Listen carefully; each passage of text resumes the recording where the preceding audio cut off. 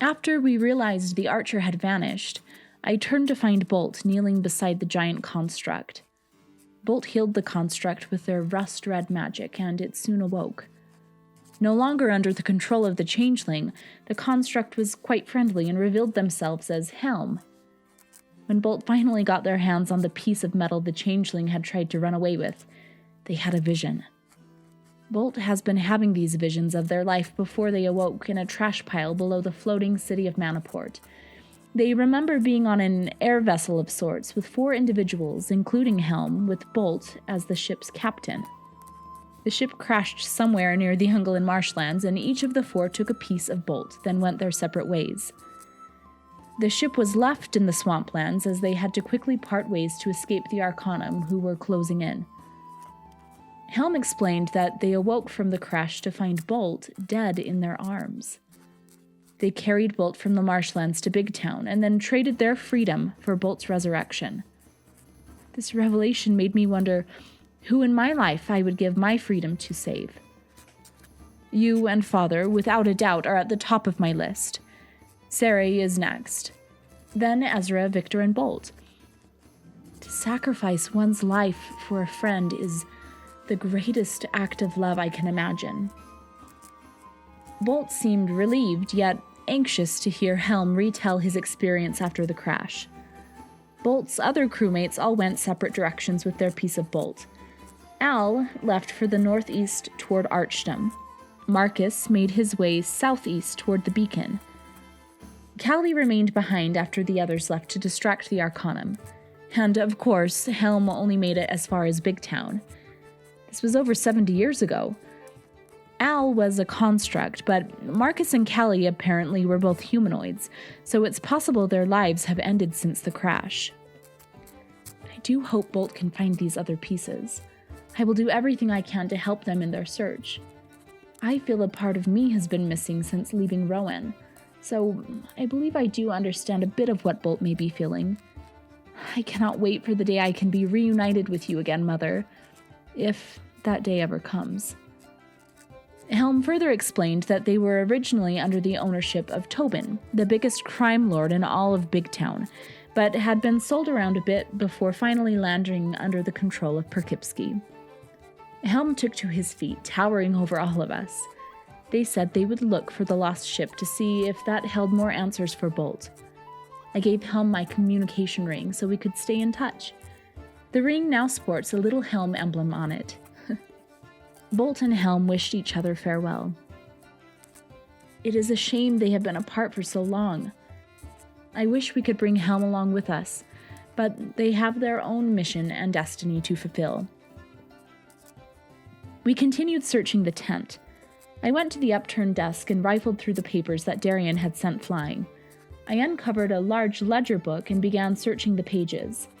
I discovered that there had been 20 shipments in the last 3 months for Morris Bend, I assume on behalf of the Infinite Sight. What are they doing there? Seredan, Victor, and Ezra, who had been guarding an unconscious Perkipsky, brought him to. He immediately tried to bargain with us to let him free. He said we would have to deal with Tobin, but if we let him go free, he could save us from Tobin's wrath. Mother, I truly do try to believe that most people are pure at heart, but it is difficult to trust anyone who has tried to kill you. The last time Perkipsky had seen Thulian Krull was about a month ago. Mostly, he explained, the items for shipment just showed up, and he sent them off to Morris Bend. At this point in time, we heard a shuffling outside of the tent, and soon found ourselves face to face with the notorious Tobin Falk himself. Falk was flanked by 4 ogres, each wielding a massive ship cannon. Behind the ogres was an army of thieves. It was clear we wouldn't be fighting our way out of this situation, though I could tell Seredan was itching to try. Perkipsky seemed to think he was valuable to both us and Tobin as a bargaining tool, but he was killed by Tobin on sight. It appears Tobin has very little respect for his underlings. Since fighting wasn't an option for us, we tried to reason with Tobin. We were starting off on a bit of the wrong foot. The shipping tent, all owned by Tobin, had been completely destroyed in our fight with Perkipsky, and Helm had managed to escape, but we tried to level with him nonetheless. We explained to Tobin of our troubles with the Infinite Sight and of our reasons for traveling to Big Town. To our surprise, Tobin said he didn't like Thulian Crawl either, and suggested that we team up. I think my chin nearly hit the floor. I was completely taken aback. Tobin said that he required our presence at his palace and turned for us to follow him. We really didn't have a choice. The ogres were still pointing their cannons at us, so we followed. Tobin led us through the collection of diverse tents into the center of town to a single small tent standing beside a ridge of sand. Surely this wasn't the palace he had spoken of. We bowed through the canvas door flap and found the tent to be crowded with guards. We were instructed to put our weapons in a box. Sari tried to quickly turn Craggy into flute form to take with her, but she wasn't sly enough and was caught. She reluctantly set Craggy in the box with the other weapons. After the guards felt confident that we were no longer armed, we were led through a door in the floor down a steep set of spiraling stairs. At the bottom, we found ourselves in a tunnel. The walls, ceiling, and floor were lined with thick, sandy bricks. The air felt damp and thick. As our eyes adjusted to the dimly lit tunnel, our footsteps reverberated loudly off the stone walls, a cacophony of echoes. Oddly, I didn't feel a sense of doom or dread as we followed Tobin through the maze. Although he was certainly intimidating, he also appeared rather genuine, a surprising attribute for a crime lord. Eventually, the passageway opened in a large underground cavern. Filling most of the cavern was a massive, ancient, crumbling palace. It felt almost sacrilegious to enter the beautiful palace and walk on its time-worn tiled floors. This was a piece of history to be carefully preserved, not a convenient, albeit gorgeous, hideout for a corrupted leader. Tobin welcomed us in the main chamber of the palace, a large hall with vaulted ceilings and filled with gold-plated antiquities. We watched as Tobin began to shake a magic charm off, revealing himself to be half man, half tiger. Instead of skin, his humanoid-shaped body was covered in dazzling orange and black striped fur. It shone in the lamplit room, and I had to stop myself from reaching out to run my hands over his soft hide. Tobin is a Rakshasa and has lived in Big Town for over 150 years. He normally disguises his true form with magic when out and about town. There are very few like him, and he could be hunted down by those with ill intent. Tobin had a proposition for us. As payment for the damage done at the Perkipsky Shipping Company, we could deliver a package for him to Urgoblath, the king of the Winter Court, residing in the Ungolin marshlands. In addition, he would reveal to us a connection he has within the Infinite Sight, as their undoing was in Tobin's best interest as well. My eyes searched the faces of my friends. I asked Tobin if we could have a moment to discuss. He graciously agreed and left us alone. As we started dissecting our predicament, a guard appeared from behind a door. For a moment, I was certain he was trying to spy on us, but he quickly removed his helmet, and we were face to face with Lucan. All the feelings I had experienced at our last meeting came flooding back to the surface. I almost didn't know what to say or how to act. I was making a fool of myself, I am sure of it. Lucan was just as surprised to see us as we him. He has been working undercover for Tobin and believes he is close to finding Thulian's whereabouts. He offered to help us escape, relieving us from the burden of being Tobin's errand boys. Times like these, the team turns to me as their appointed leader to make difficult decisions which I feel entirely unqualified to make. But I am trying to trust myself, Mother. Lean into the guidance of the trio and my instincts. Ultimately, we decided to carry out Tobin's task. We asked Lucan to tell Lady Crestor about the shipments to Morris Bend, and also asked him to find Lyra and tell her that Victor had collected her item. Lucan slipped out the way he had come in, and Tobin returned soon after. Tobin handed us a box containing a trap crystal. Trap crystals hold evil creatures within them. I didn't dare handle the crystal directly, and we clasped the box closed to avoid unnecessary physical contact. With our oath to deliver the crystal, Tobin revealed that it was Trevin, Ezra's father, who had introduced Tobin to the infinite sight. This sent Ezra reeling, and though he tried to maintain his stoic Tushan temperament, he looked visibly upset. Finally, we were led out of the cavern and back into the dirty streets of Big Town. Before we even had a moment to think, Victor ran into Lyra. It was clear that she was pleased to see him. I don't know if it's the blindfold or pure naivety, but Victor is quite slow when it comes to women and their romantic interest in him. There have been plenty of opportunities for him to prove himself as prime boyfriend material, but he continues to fail. Victor handed the package to Lyra, and we watched from afar to give them some privacy. Lyra leaned in and whispered something in Victor's ear. He refuses to tell us what she said. Maybe he is more skilled at love than I thought. Sari turned her attention to the box and the gem inside. She reached in and touched the horrid thing and immediately saw a flash of demonic claws in her mind. Bolt used their magic to identify the trapped person as a Slad, a being of pure chaos named Gaboneth. He also found that the box holding the trap crystal was enchanted, allowing Tobin to track its movements. We entered the marshlands. I tried to find beauty in all of nature, but there is something a bit grotesque about the swamp. It constantly smells of sulfur, the ground is never solid, and everything is wet. The creatures that live in the marsh are private and creeping. Instead of beautiful twittering birds, there are low, throaty croaks. The trees hang low and block out the sunlight. I feel a bit depressed in these conditions. Darian has been miserable as well. His poor floppy ears are caked in mud. I will try giving him a buttermilk bath when we get out of here. I think he'll quite appreciate the pampering. On our third day of travel in the swamps, we were trudging through the sludge when Ezra noticed 2 clumps of brambles moving toward us. He shouted at us to ready our weapons. Sari started singing and vanished from sight. Ezra shot off 2 arrows, and as they hit the swamp monsters, they exploded in flames. Bolt rushed forward, a wave of rust-red magic streaming behind them, surrounding the rest of us, and engaged with one of the shambling mounds. They exchanged several blows with the monster, shielding themselves with their Ald shield. Victor's knives were swirling around him, and he commanded them to attack. Sari also swung with her glaive at one of the mounds, ripping through it, exposing a mass of intertwined roots and branches. This attack was followed by an arrow from Ezra, dropping the monster to the ground. Bolt and I tried taking out the other ourselves, but it was a feisty one. It tried clutching Victor in its thorny grasp, but he expertly dove out of the way.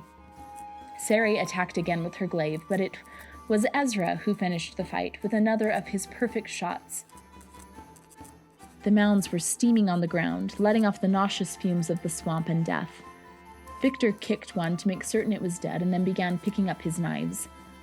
We heard a rustling in the bushes and prepared to fight another shrub, but met an archer instead. The same archer whom we had seen at the tent in Big Town. She demanded that we hand over the trap crystal. The king of the Winter Court, she explained, has been using the trap crystals for evil purposes, whether to gain more power or spread plague and disease. I suspected the crystal wouldn't be used for good, but to hear that others were used to spread death broke my heart in 2. But there was no way we could hand over the crystal. We needed to fulfill our mission, if anything, to protect ourselves from Tobin's wrath. The archer softened a bit and explained that she had been looking for Ezra and was glad to have found him. She then introduced herself as Lucia, a member of the Withered Bow tribe, and Ezra's sister.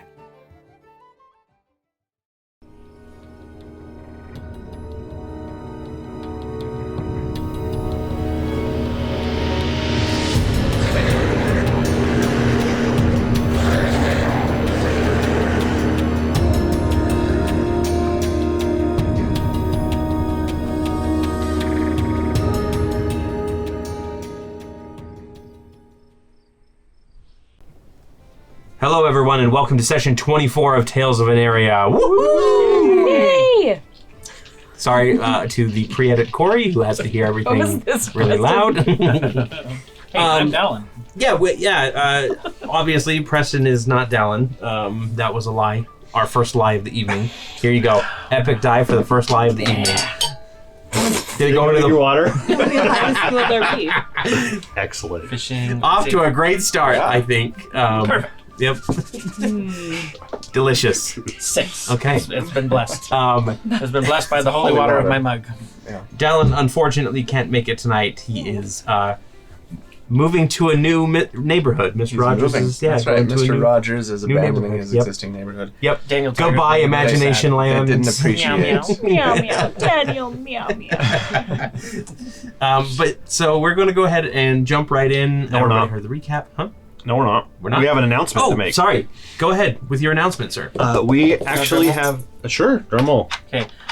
Edit Scott, later drum roll. It's going to be dead silence. Okay. We actually have a functioning Discord now. The link will be in the description down below. Or just Everyone point down so that everyone knows where to go. Down. by my So belly button. it's open to everyone. Please go ahead and jump on in. Make I sure don't you know where. read the rules and then enjoy. Is that all? Is it just a Discord? We have a Discord. We actually have a Reddit as well. Woo! So it's reddit.com/r/Tales of Aneria And link in that in the description as as well. well. Down. I know it is exciting, Yeah. dogs. By Preston's belly button. Yep, exactly. By my Just go ahead. by Colby. No, I think it's me. Yeah, exactly. Yeah. It's By Colby's belly button. Yep. If you've ever wondered what's under the table, it's links. It's just links. Yeah, it's just infinite So links. many. Yep. Scrolling. But we've been wanting to have one for a while, and we've been having some requests. So Yep. We've Just decided to just come enjoy. There's a channel for episode discussion, one for like an area discussion. Do we have one for like Q&A? there's some artwork. yeah, Yeah, there's we a can fan make art a one. Q&A channel. There's a Q&A one. There's a couple of them in there. Yeah. So come check it out. Yep. Cool. Anything else? Nope, that's Okay, all I got. Sounds good. Well, thank you for setting that up, and let's go ahead and get into it. We begin mere moments after the revelation that the archer who assisted you in Big Town is now demanding the trap crystal you are delivering is in actuality Ezra's sister. Dun dun dun! Thank you. Ezra, for his part, looks stoic and doesn't speak, as if trying to wrap his head round yet another bizarre family revelation. The silence stretches out for only seconds, but it's enough to spur the scrap-clad woman forward with a huff. "I'm sorry," she says. "I don't have time for this right now. This part, I've already done it. And please just give me the crystal." As she talks, she brings her right gauntlet up to her faceplate just to kind of examine it. And as she lowers it down, you notice a small amber gem stuck in it with a flickering, dull light. Several similar gems are inlaid around it. Infinity Gauntlet style, Infinity yes. Gauntlet. But none of them are glowing, and all of them appear cracked. So she starts approaching and demands the crystal. Sorry, that was her shield? Or That was just a gauntlet. That she Oh, had. okay. Yep. well, doy. Yeah. Was Not it a actual gauntlet, or shield. was it Sorry. a... What was it? Like all of the armor Like that she has, it's Nice. just kind of like scrap bolted I'm onto thinking her, not Brandon like Sanderson. Terangriel. strapped onto her. I I'm suppose. thinking the Brandon Sanderson version. Kind of like Mad Maxian style. Yeah, it's kind of like a Mad Max. wasteland.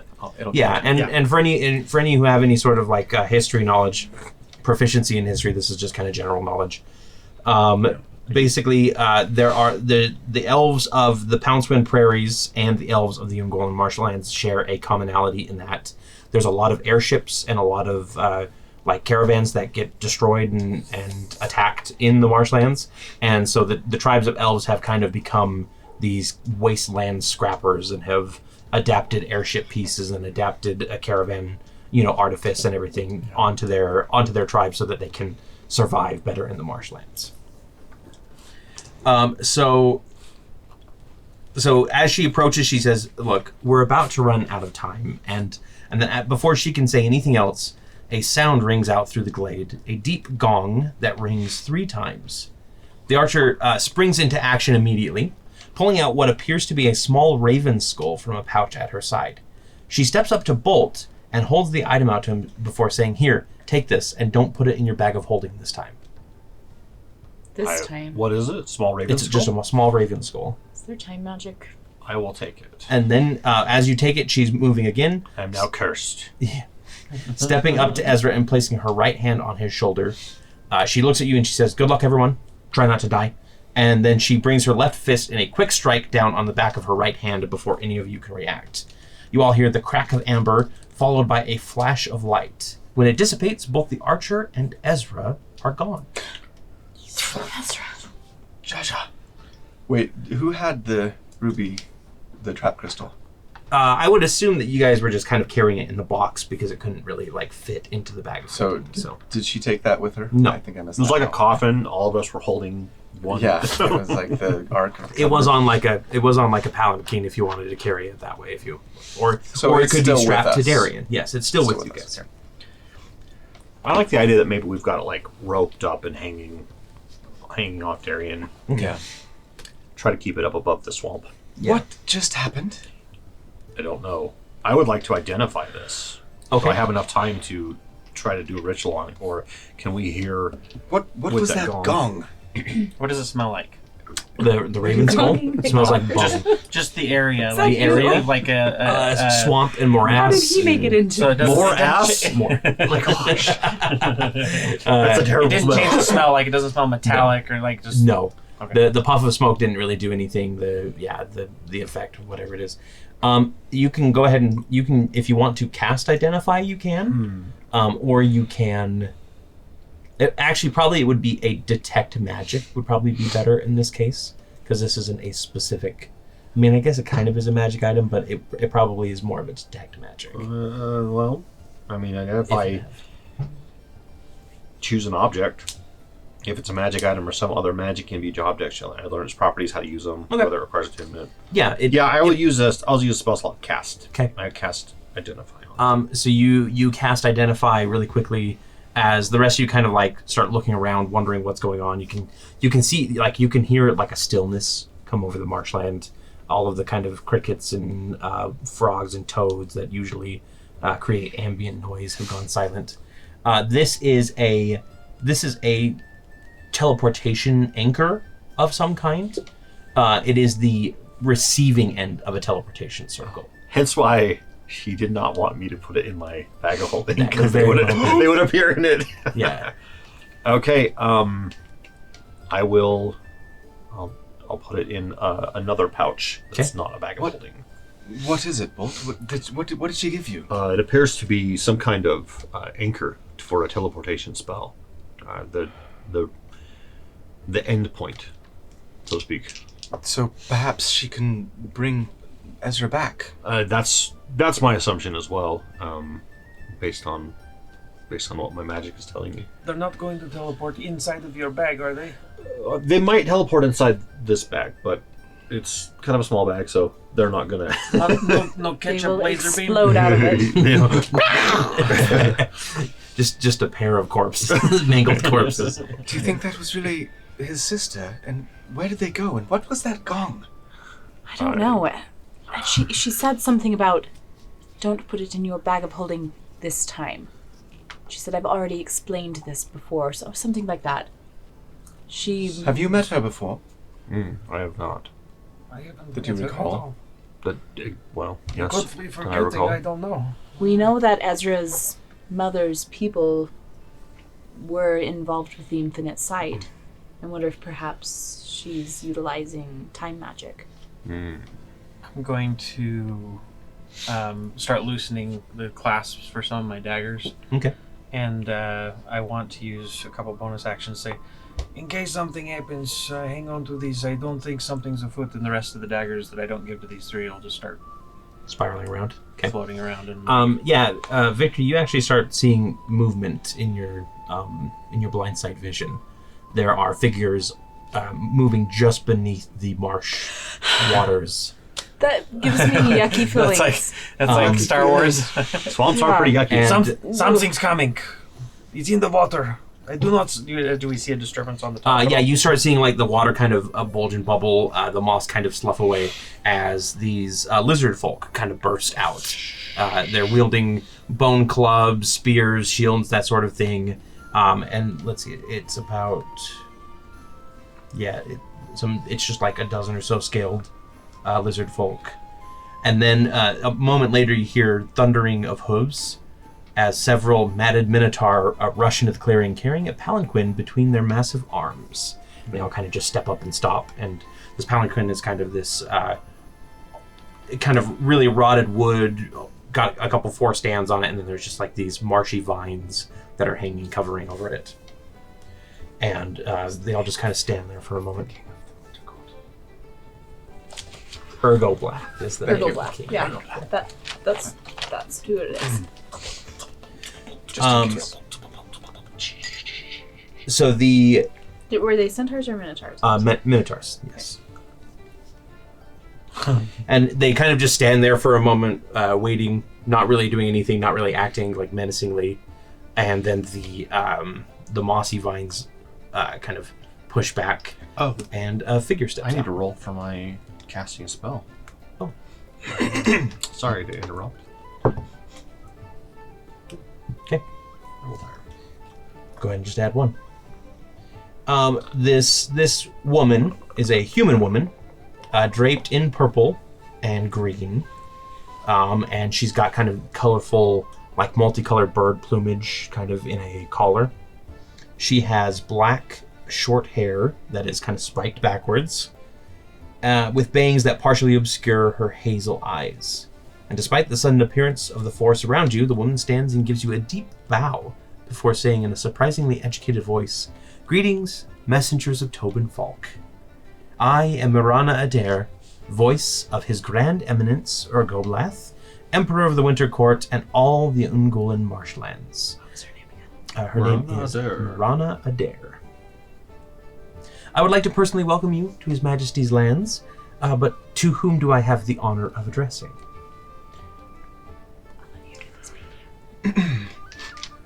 What was her name? Mirana. Marana.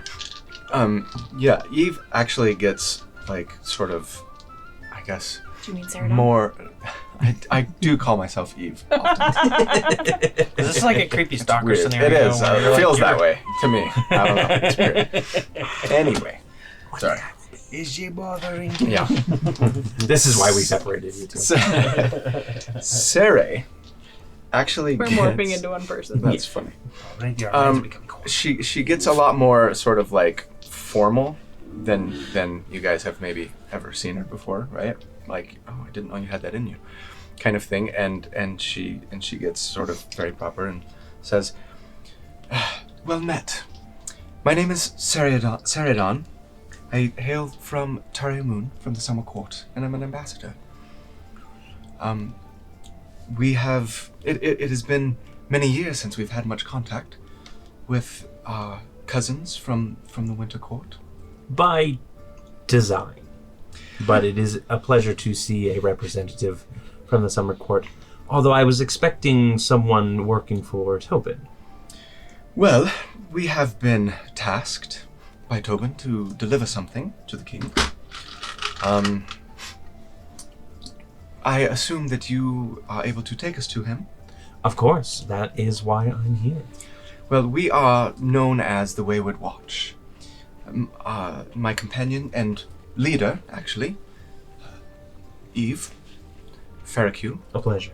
Nice to meet you. Bolt, and I can't not say Vicky. You're like Vic. And Victor. Yeah, but it like she kind of trips see over him herself a little bit. You see there, him like- brace himself a little bit for like his back goes a little bit more rigid, but then you start. Are you still wearing shorts? No, I got those tailored before I did that. Okay. I mean, flood pants would be great in a swamp. Yep, everything's coming up, Victor. And she almost says something about Ezra, but decides to hold her tongue there, because it seemed as though the sister that appeared and then vanished him away did not want to have any confrontation with the people that were coming. So I decided to kind of keep that to myself. And she takes a step off, just directly off the palanquin, and one of the minotaurs, still holding it with one hand, like full on, like extends his large hand down so that she can like ride it down, and she kind of pats him on the arm as she passes. And she walks up to, walks up not to Eve. It looks like she's walking up to Eve at first, but she walks up to Darian, and she kind of leans down and holds out her hand and kind of starts going, in that kind of rabbit speech that you recognize as she's speaking with animals. And Darian kind of like tilts his head and responds a little bit, and she kind of rubs his ear a little bit. She goes, "You have a magnificent companion here." Thank you. I assume that, given the nature of this wonderful Darian, that you are a servant of one of the gods of nature. Is that correct? I am indeed. Huh. Which god do you serve? 3 goddesses. The trio. The trio. Well, wonderful. I too am a servant of, not of a nature spirit, but of nature itself. So we are kindred spirits of sorts. Indeed. And she says, "Would you like to accompany me? And I will take you to our grand entertainment. We're sort of having a big council meeting, and you're the guest of honor, actually." That's Maybe, unexpected. Is she? I You want wanna to do insight check her? insight check Yeah. her to see if she's being. I was gonna do the same If thing. she's being that way, Yeah. I'll let you go She'd ahead and be do doing that too, Eve. Or Seredan. What did you roll? I'm doing it too now. That's a 19. Okay, much better.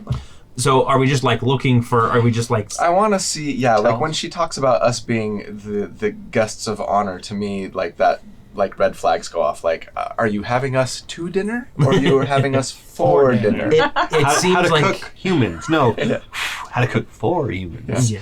It seems like you're expected, and it probably seems like she's more referring to the item that you're bringing is the guest of honor rather than you. I see. Yeah.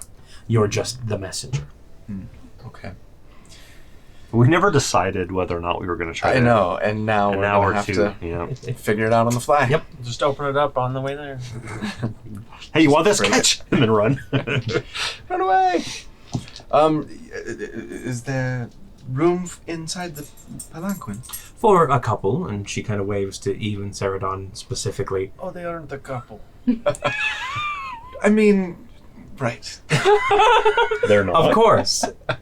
Wait, I got you. I thought That's what the Ezra said the word. like. Finally, I got it back. Actually, Eve does. Oh wow, this is gonna happen all night. Saray does. We should start. We should does call our characters blush. even on. She blushes a little despite her best. Ship. Only Intention. joking. Can we airship you? Only joking. Yes, that's exactly what it is here. No. And she kind of waves a hand, and two of the lizard folk run over, and they bring up their shields and kind of create a step. So if you would like to join her up on the palanquin, you can. Of course. All right. And she says, "I apologize that there is not enough room for all." Eve looks back at Victor and says, No problem. Seredan. "Don't forget to." Wow, that really is just. It's gonna happen all night. Yeah, apparently. Do we all need name tags? Yeah. You need We one have hanging- them. You need Just one Just hanging one for myself. one hanging in Yeah, front of you exactly. that Like, I am Seredan. Saray looks back at Victor and says, "Don't forget to gather my things before we take off. Thank you." And goes inside the. He snorts. Even though I have no things, but I just wanted to. Yeah, hand craggy over all. Like you think. Victor picks up a scoop of mud for later. Here's your stuff. And I attuned to mud. A mud. So Eve and Seredan, do you both get up on to the palanquin? Yeah, I do anyway. I'll say, I would feel a little bad leaving Darian down here in the mud by himself. If you would be so willing, I could help him be with you during the time. And how would you do that? I have magics that might be able to reduce his size a little bit for you. I want to pet Bunny Darian.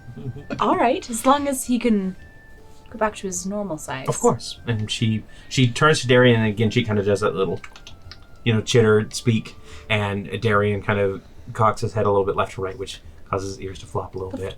But he doesn't like shrink away as she brings her hand out and casts Reduce Person on Darian and shrinks it down to, we'll just say, for the sake of Reduce Person, like it's supposed to be one size One size smaller, but we'll just say for this sake, turns into like this Darian's kind of ears slide out Yeah. on the top of the mare, and he's I am trying so to happy swim. right now. and Tori is. Yeah, He and- was too, I'm sure. And she picks up Darian and she hands him to you. Darian, you're so adorable. Can I hold him? Of course. He's gonna throw out the window. Finally. I've been waiting for this moment. 1 mile later. Yeah. Yeah, exactly. It's like, she knows. Poor Darian's speed's reduced, so he's just watching as the carriage gets further and further away. Yeah. No, Darian, Sere, and that's my name. I think. You call yourself Darian for a moment there? No. Okay. Sees Darian as like I think there is maybe a little jealousy, but like at the same time he's so adorable that she can't help but sort of love him in spite of herself. Yep. So yeah, maybe he's competition, but Okay. you know, one that she also embraces. Sounds good. So, Victor, what about your knives? Are you bringing them back in, or are you still having them kind of... I'll let the 3 that I put on defense just still be out. Okay, With so the each 3 person. that you handed to everybody are Defense. a defensive knife Yeah, with the specifically performance it was points. Clinge non-missed. Okay. And then the other ones you said that were kind of dancing in the air, did you bring those ones back? I'll kind of like have them kind of reduce in like, instead of like spinning around me like this, I'll basically just kind of have them hanging behind me, kind of like feathers off the back of a cloak. Okay, cool. So they're at the ready, but they're not. Whatever. So the path through the marshlands seems far easier with Marana in the lead. Deep bogs that would cause hours of delay are navigated with a wave of the hand and the creation of a deep tangle bridge, or the simple movement of otherwise stagnant water. She's Moses. A little bit, like she seems like she's got a really good That's the name of the control. episode. Swamp Moses. Swamp Moses. It's going to be about half Way a better day's than travel of seemingly an endless rotation of bog, marsh, swamp, wetland, bog, marsh, wetland, swamp. You know, change it up a little bit. So, is there anything that you want to discuss or talk with her about as you're Yeah. traveling?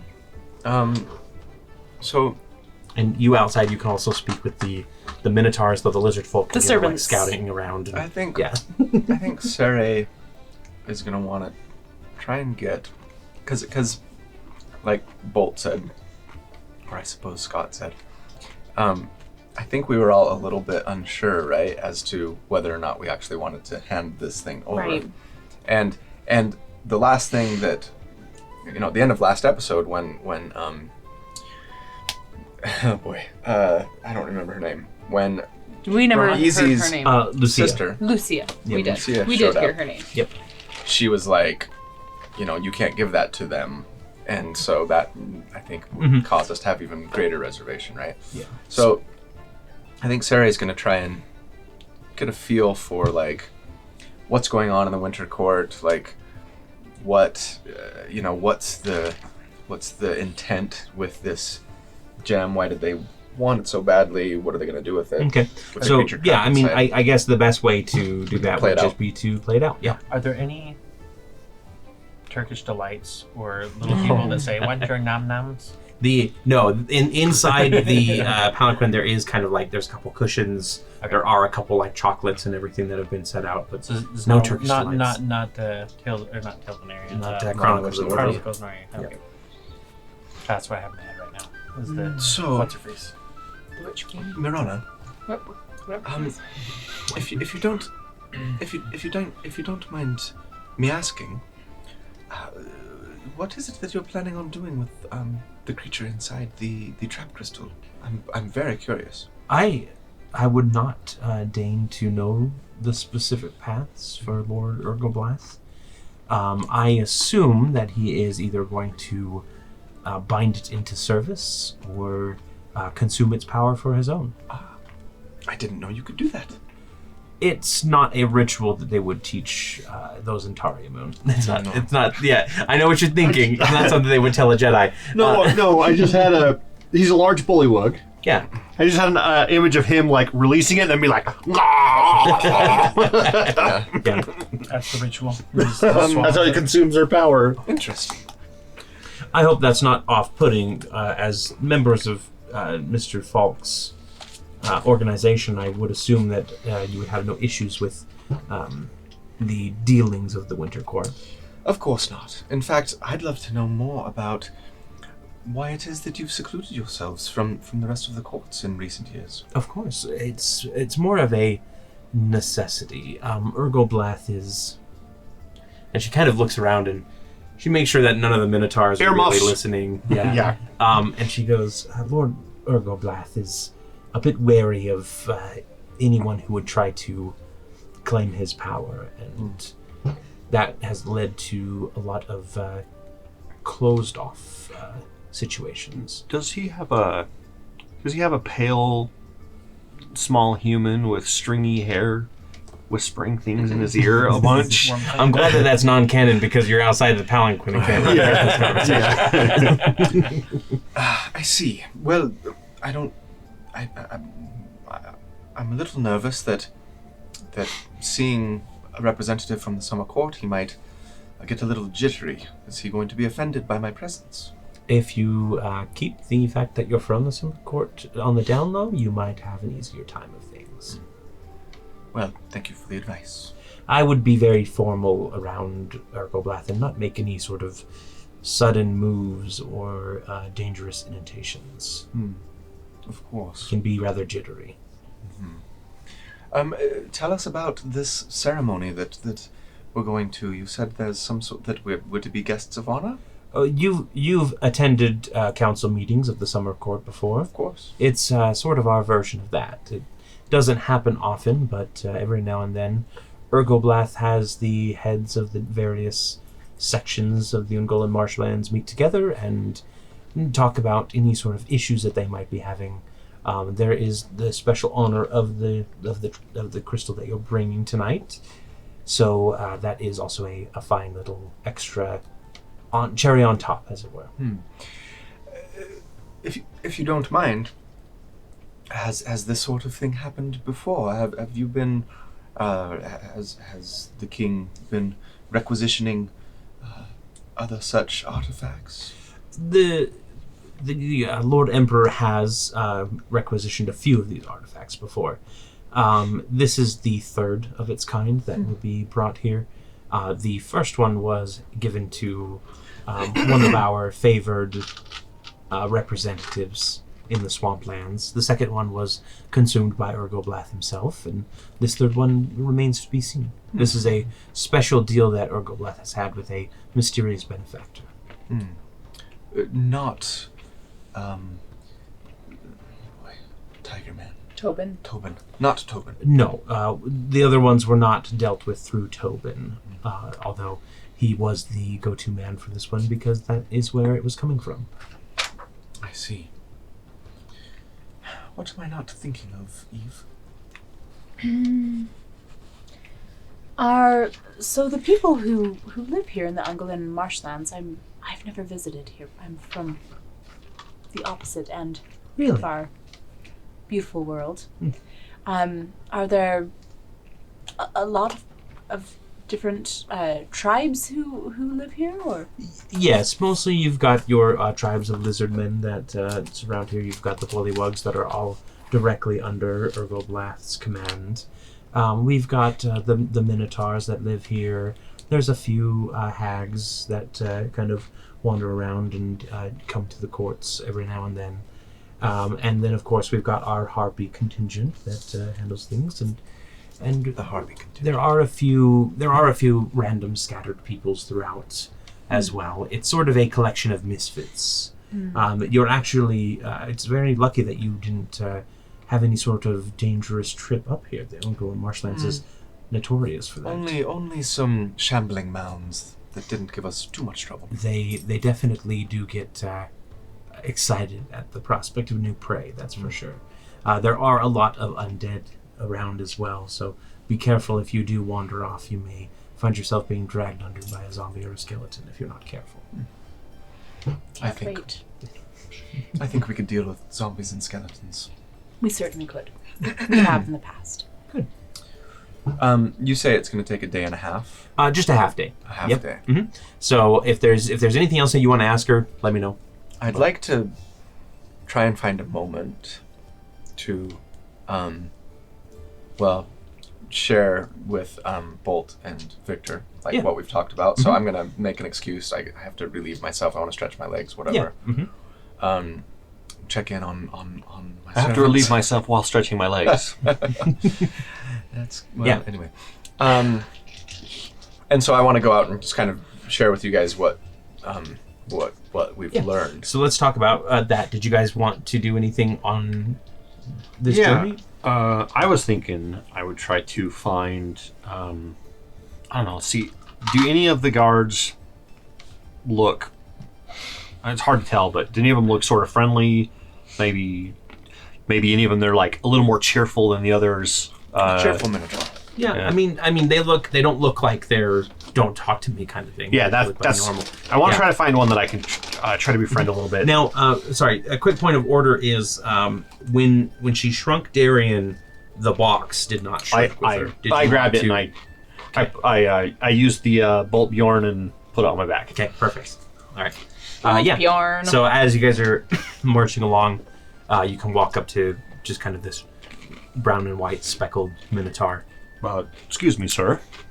Yes, Bolt, right? Correct. And your name? You can call me Merim. Merim. Yep. Nice to meet you. Nice to meet you as well. So this is before. Yeah. So I want to be like. So it appears that we are to be guests of your king. Is that correct? Yes, of Emperor Urgoblath. What can you tell me about your emperor? Is he kind and generous, or is he someone that I should make sure I stay apart from? I would recommend you treat him with the respect he deserves. And you can hear the delay in his voice when he says between respect and deserve. And he says it's best to just speak softly, quickly, and don't upset him. Okay. Like most emperors. All of the Minotaurs that are listening are They just do shakes the Paladin a little bit. They just do like the cow snort, like, you know. Yeah. Don't throw off his groove. That's very good to know. I also have a non-related question. I'm actually here for this, of course, but I'm looking for something that seemed to have crashed in the swamp many years ago. An airship of sorts that I was actually on. Really? Yes. Oh, sorry to say, there's a lot of airships that crash into the swamp. How long ago was this? Oh, I would say about 78 years ago. That's a long time. And you kind of see that little ear flick, like it triggers like a memory in his head of like, just like a weird one of those like, this reminds me of something, but I can't really remember what. And he says, I was not around during that time. Obviously, I wouldn't be able to pinpoint you to an exact location. Do you have any idea of where it could be?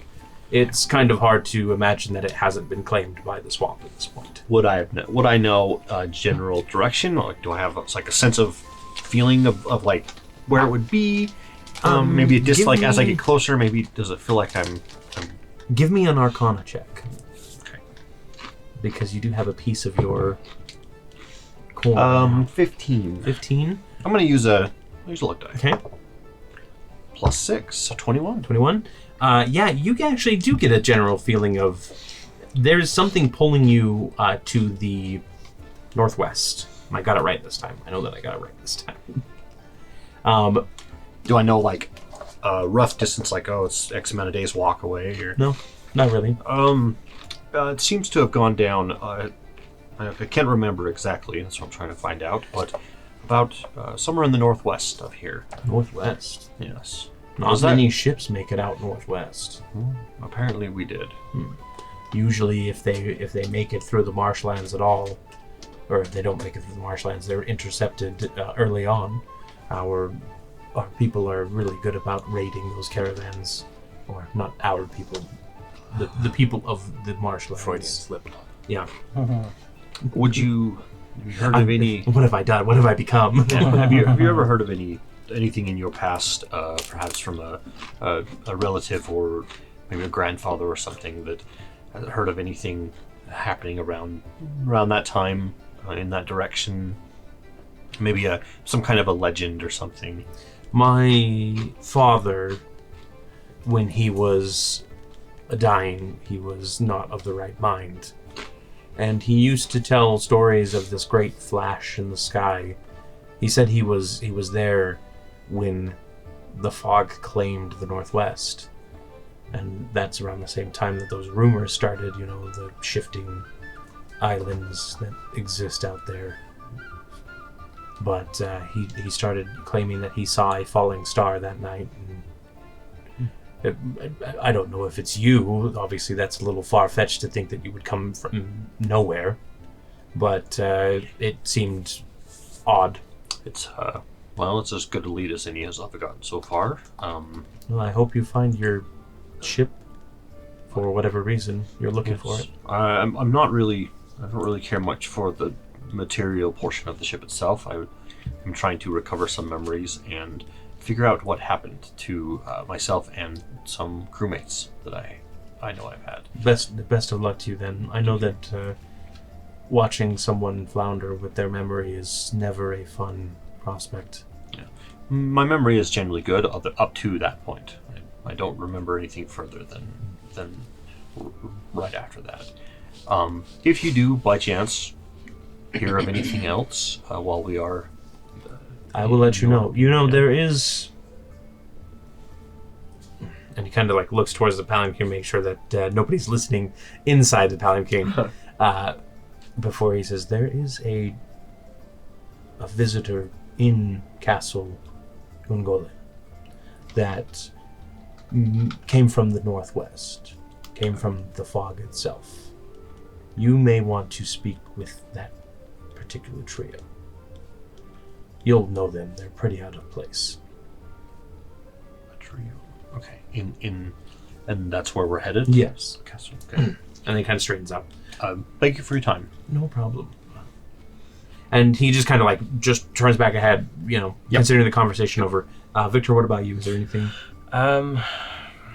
Victor would be just closely watching, or Okay. I guess listening for any any trouble that might be nearby, and especially he's not very trusting of the people around here, and he's a little bit just simmering inside, thinking about if he could just put some mud on one of his daggers and go dump it on Sarah's head, how funny it would be, and then he doesn't do it. Okay. Just kind of And it's as if you thinking about torturing her in some minor way, summons Sarah because she comes out of the... Think of the devil. Yep. You rang? think of how funny it would be if she's in the middle of the chords and she's got this nice dress on and then So Sarah will come out and just say, Walt, Vicky. who's that? I believe she has something to tell us. And so she'll try and sort of So softly, we'll walk up and... surreptitiously as we're walking along. Do you jump down from the Palanquin to talk? Yeah. Okay. I get some distance. Yeah. I go out to where they are and find them and kind of pull them aside. Okay. And it's well, it looks like the plan is to present the trap crystal, to the king, to the emperor, sorry. Make sure you don't confuse that. God King? They seem a little touchy on it. Apparently he's very particular. And I think that, he might either try to trap it into his service, which I can't imagine would be a good thing, or consume it, making him taking upon himself its power, which apparently he's already done. And I also can't imagine that would be a particularly good thing. That said, it might be a little difficult at this point to prevent it. Outside of, maybe getting the demon creature on our side. I thought I'd maybe have a chat with it. I don't know if I would particularly recommend that, as when I did it, it was very... how to put this? It was quite difficult to resist its charms, if you will. Well, if you see me start to go more dark than usual, I can kill you. try to stop me. And she'll like reach inside the box and like grab the I went the further crystal. than I should have. All right, so your hand reaches in and touches the crystal. Yeah. Automatically, you see the grinning face of the slad inside, Urgoblath. Gray, I thought you said. What was it? He is gray in color, yes. What was his name? Urgoblath. Grebomath. Yep. Okay. Gaboneth. Gabonath. Sorry, Gabonath. Gabonath. Okay. Yeah. Hello. Ah. You feel like the type of person that I would like to get to know. Oh dear. Well, I'm not quite sure if the feeling's mutual, but I appreciate the sentiment. What was your name again? Oh, Gabonath, right? Sorry, I keep on thinking Grabomath now, because I missaid it. Gabonath. Gabonath. Well met. My name's Seredan. Seredan, what? You smell like dwarf. Well, there's a bit of that in me, yes. Not a lot. I'm more elf, I'd say, than dwarf, at least in my heart. Anyway, question for you. How do you like the idea of being consumed by a big toad? Oh, I see we're starting with strange questions. Seredan, elf more than dwarf. I would say on a scale of yes to no, probably a no. Well, Tell me, how would you feel about having one of your arms replaced with a tentacle? I can see that would come in handy at times, but I think Not handy. I'd probably... Tentacly. I think I'd probably prefer to keep my Inside the arms. Very well. So, here's the thing. Currently, this trap crystal that you're encased in, which, by the way, I'd love to hear the story of how that happened, but maybe at a later date, because we're a little short on time right now. You get some quick mental flashes. You see this slod watching as a village of people argues with themselves and literally tears themselves apart. Like not like limb from limb, but like they get into a sort of a civil war inside. And you can tell that this is in the southeastern portion of Aneria.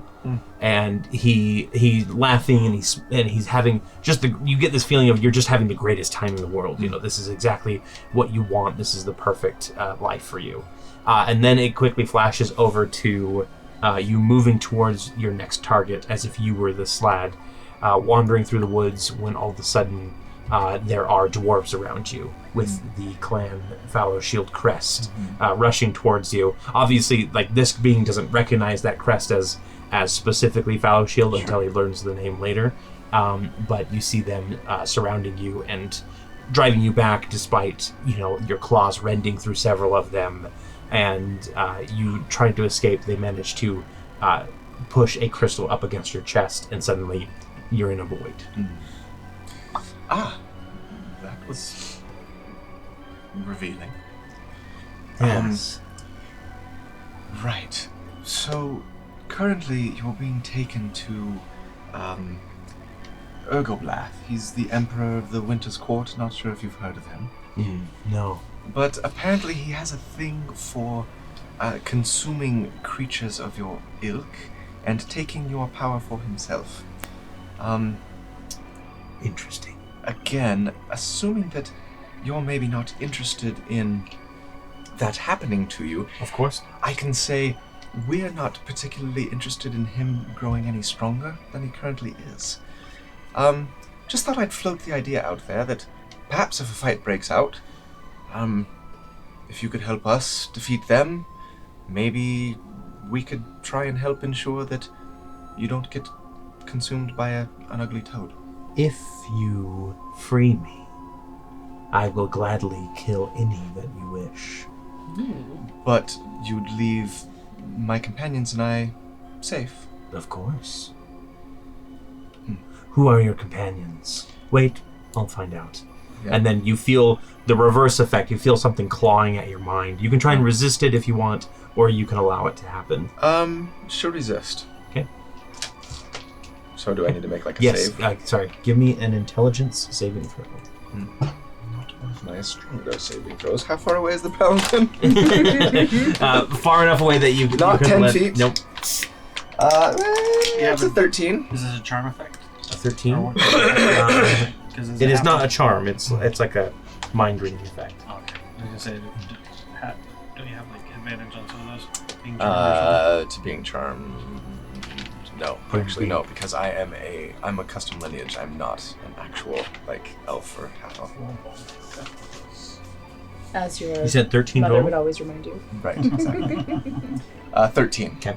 So it starts just like tearing through your mind, looking at memories, like picking. It's almost like something is like ripping your memories away and looking at them and then discarding them like a child playing with toys that decides that they're not that interesting. Okay. So it finds all of your friends. So he's very offended. Yeah, and then all of a sudden it reels back and it says, "Fallow shield liar."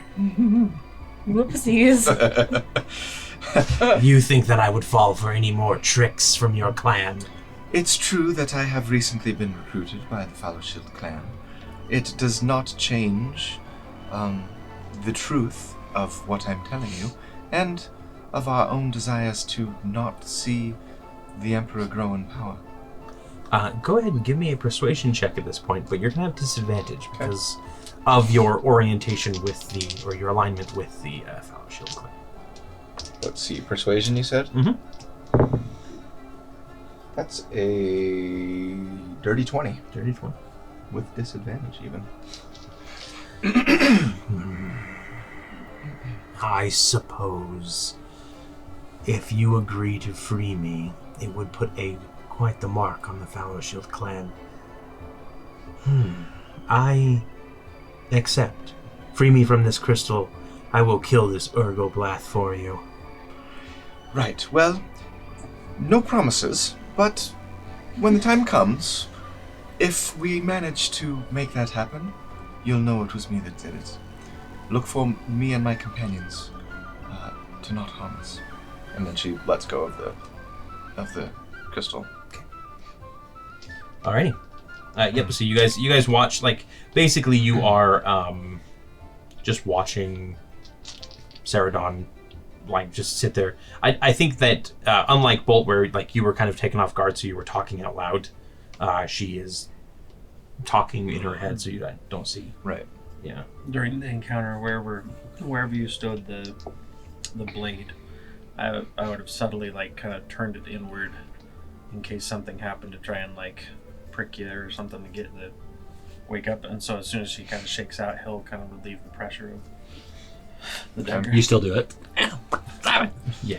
Oops. So yeah, she kind of turns to Bolt and Victor and says, "Well, we had a chat. I let him know about what's in store for him. Obviously, I don't think he wants to be eaten by a toad or bound to its service either, for that matter. I don't imagine anyone would want to be eaten by anything. No. Put into slavery. He wants us to free him, promises that he'll kill everything that's an enemy of ours and not harm us. Not exactly sure what would be worse, to free a slad or to let it be consumed by Urgoblath. But I just wanted to keep our options open. Good call. Think on it. I better get back to the palanquin before she suspects something. I'll let Eve know." Sounds good. And she goes back. Sleight of And hand. gets in. Throwing a small piece of mud at the Okay. That's a 9. Sleight of hand. 10, 19. Go ahead. That beats your passive perception. I doubt. And you're that's not a big actively one. looking. Yeah, but it's just like a little thing, and just like Yeah. Somehow, when Seredan is running it, you kind of feel like you accidentally get some mud on the back of your head. Okay. whack, like around the back of your neck. So it like goes down the back of your shirt. Yeah. Yeah, but you quickly just like hop up. If you want, one of the Minotaurs will offer a hand as you're like moving towards, and you can just parkour up there. Yeah, I'll do it. Parkour. Parkour. And you enter in. And Eve, have you been just like chatting with Marana at this time? Yes, we've been talking about nature and Bunnies. animals and So you step in, and Morana's saying, and after I left Archdom, I just started wandering in the swamps, and I found my home among the mossy creatures. so fascinating. Yeah, it's not a pleasant story being kicked out by your family, but it's one of those things that you do with what you can. Absolutely. And that kind of explains why she appears a little bit more educated than you might be imagining. And then she says, I think we're about here. Just as Seredan comes in, and all of the vines peel back so you guys can get a look. Just the whole like. Yeah. Mhm. Yeah, they're like grandmother willow vines, right? That are hanging off this thing. Grandmother Willow. So the path through marshlands, hey, no, don't scratch the chair. That's rude. The tree line finally clears to reveal the crumbling ruins of an old keep lying ahead. The first thing that catches your notice is a broken statue of an elven woman. She should be beautiful, but the radiant marble is stained with mud and grime, and the arms are crumbled to dust, and the head has been detached and hangs from a tangle of thick vines and branches halfway down her body. The tangle has even burst through the eye socket and mouth of the statue, turning whatever goddess or hero it represented into a mockery of itself. The crumbling walls of the castle itself used to be sweeping stone arches, and its once tall spires are now all broken remnants of their former selves. And she says, "Welcome to Castle Urgoblath." This is the second one that burnt down, fell over in the swamp. And there we go. Yes, But the third one. the third one stayed up. I feel like I could sing. No. that. You're led past the rotting gates into a courtyard that has been modified to stand as a makeshift amphitheater / throne room. So you see a stone circle that sits in the center, carved with images of the sun, moon, and the stars, and all these like different star constellations that have been cracked and worn down to nearly nothing by time. Stone rubble is piled along the outsides of the closest wall to you, and so we'll say that you guys come in from the south, and then the east-west walls kind of have the same piled stone. And creatures of all types representing the different peoples of the marshlands are kind of scattered about through these stands. Specifically, you see several harpies sitting across one of the broken parapets, their leader identifiable by the many shiny trinkets that seem to almost weigh her down so she cannot fly, that hang from her red feathered body. You see lizard folks of various tribes, a dozen painted symbols on display from the different peoples around, and you can see that they are just kind of like standing off to on one of the rubble stands, just kind of like chatting amongst themselves, not really engaging too much with the other peoples.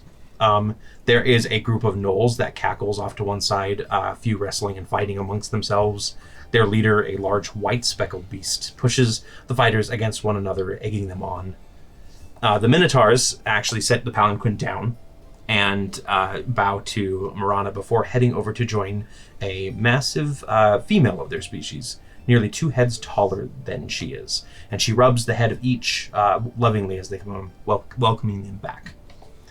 And then scattered among all the different peoples are bullywugs, small frog-like creatures with green or yellow skin, your standard kind of, they look like upright, Mr. Toads, etc. They are kind of scurrying about. They have weapons on them, but you can see that they're very much like a waitstaff as they'll like run up to a lizard folk, listen for a moment, and then nod and run off for some other things, their little feet plaiting away as they head off to get whatever they need. And then the only out-of-place group sits near the far side of the courtyard, just below where the main throne sits, and we'll get to the main throne in a little bit here. A trio of figures sits and discusses matters quietly to themselves. The woman in the middle wears black leathers and sports a wood and metal kind of arm in place of her right arm. And you can see there's sort of this like metal hook that looks like it would be perfect to like pull a trigger, which probably goes along with the large crossbow that's sitting off on her side. Which arm was that? That was her right arm that was missing the hand. Her head is covered by a wide black horned helmet that seems to cover the upper half of her face, even her eyes. So it kind of stretches out from here and kind of like a long kind of, and then curves upward. Next to her is a rather bored-looking gnome, twirling a wide wax mustache with one hand and patting his small paunch with the other as he just waits for something to happen. And the final member towers over both the others, a gigantic crocodile-looking lizard folk with a serrated blade propped up against the wall and sharp teeth that watches you enter. His neck jingles as he kind of moves with a necklace that seems to be small brass trophies of some kind. And Morana kind of steps out and she turns around and she says, welcome to the Winter Court. Emperor Urgoblath will be making his appearance shortly. And she waves up to the large the large stone throne that looks like it's been haphazardly carved. And behind it is like a massive portcullis that has been set down. And Victor, you got the best hearing here. You do hear something like moving around behind that big portcullis, just kind of like a weird movement of some sort. I'll kind of keep my ear trained to that. And she says, feel free to mingle, as is the custom. And once we are ready to begin, we'll call you forth when it's your turn. And it was wonderful to meet you. It was wonderful meeting you as well. When will Darian be... Oh, and she goes ahead and just waves her hand and dismisses the spell and returns him back to normal. I prefer him this size. I know, and if you do, I can see about getting you some potions that might make him small when you need him to be. Oh, I would love that. I think he's adorable, and it's worth the time. No, thank you. Yes. And she kind of, now if you'll excuse me, I do have to mingle as well. Absolutely. And she just kind of wanders off, leaving you alone, surrounded by monstrous creatures of the Ungolian marshlands. So we're at a networking event. Got it. Okay. Very awkward networking. Oh, yes. So Bolt sees the trio and instantly is like... The trio of people, not the actual trio. Yeah, not the trio.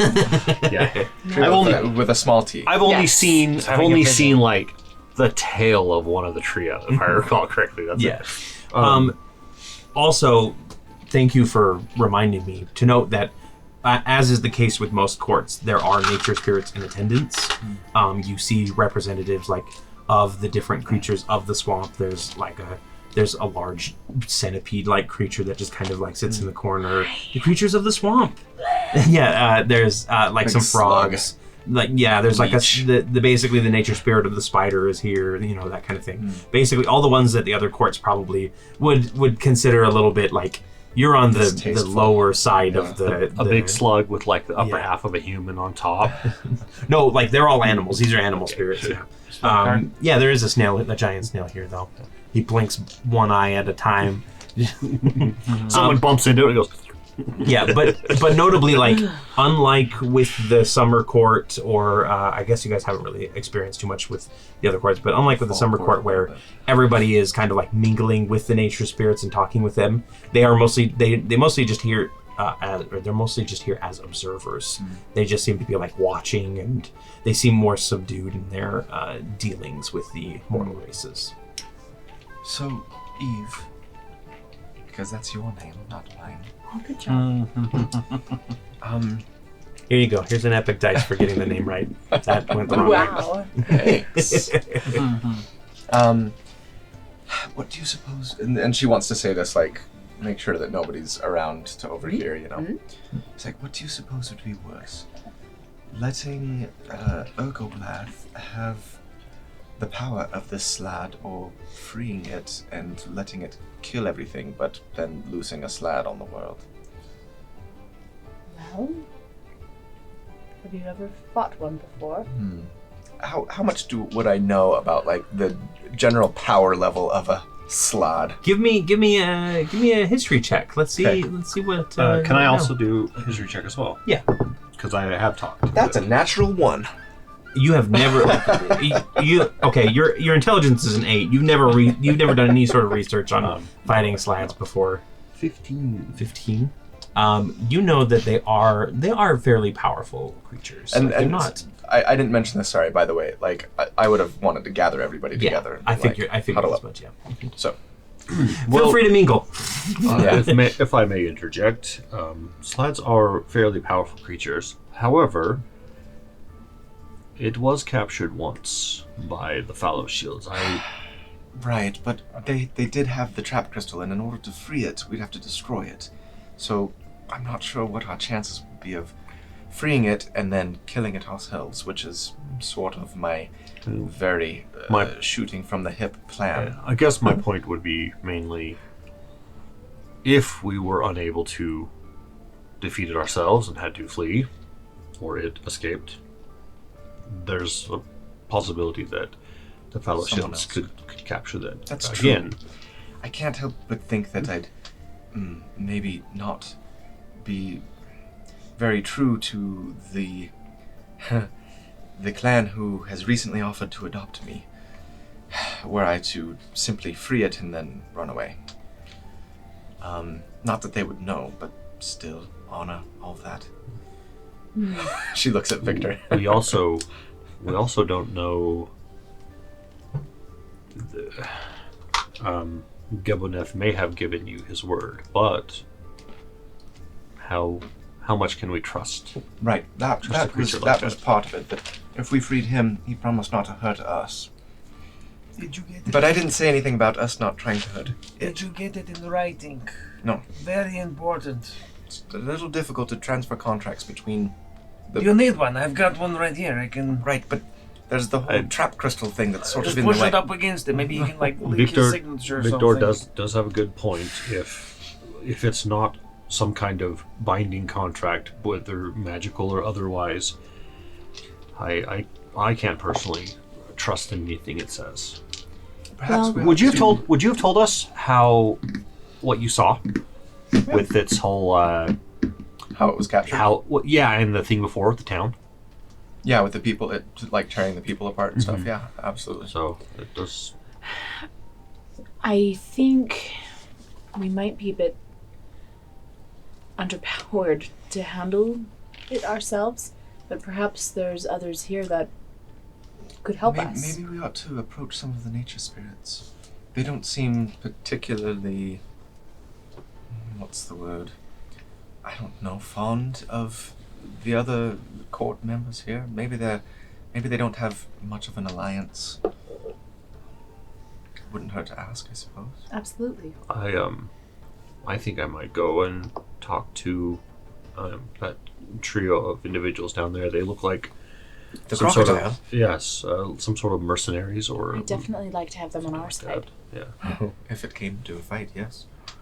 Well, we'll talk to the spirits. Nature spirits. I can mingle. Weird I'm good at looking, that. You talk to the to the mercenary folk. scary looking Hook, Captain Hook, Worst case scenario. with TikTok Croc. They're friends now. Whoa. This is dark Disney. That.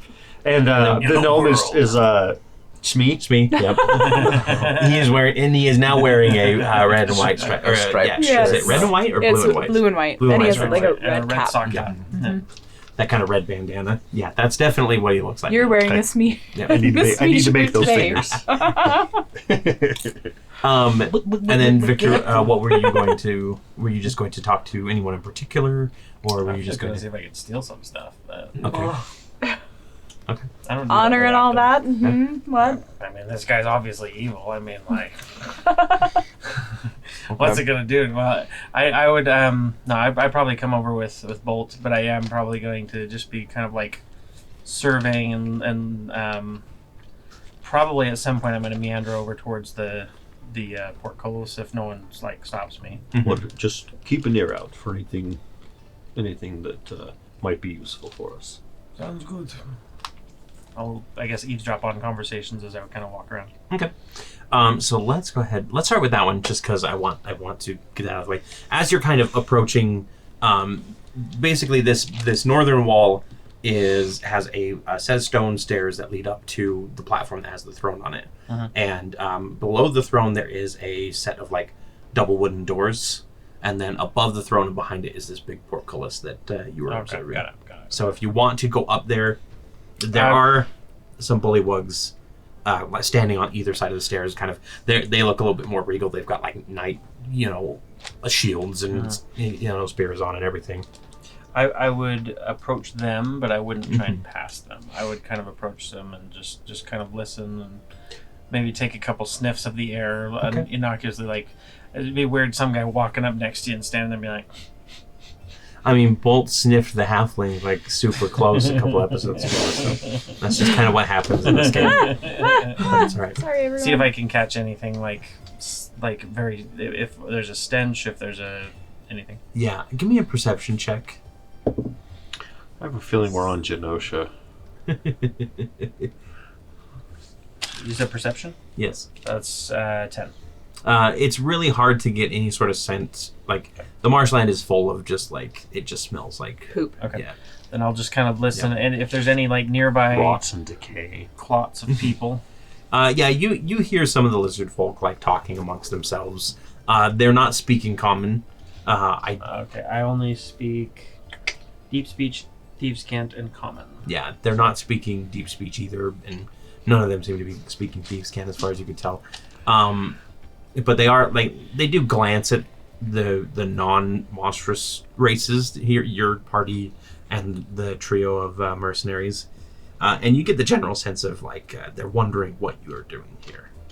Okay. Like, you're not the typical And people. I'm going to be unashamedly, like, just kind of, like, walking around and just doing, I don't know, peacocking, I guess. Like, just being like, I know I look like a person from the Eight Rings, and I'm going to flaunt it. You know what I'm saying? Okay. Like, I'm going to carry myself in that way. Yeah, But- you kind of have your daggers out Yeah. and kind of floating around you.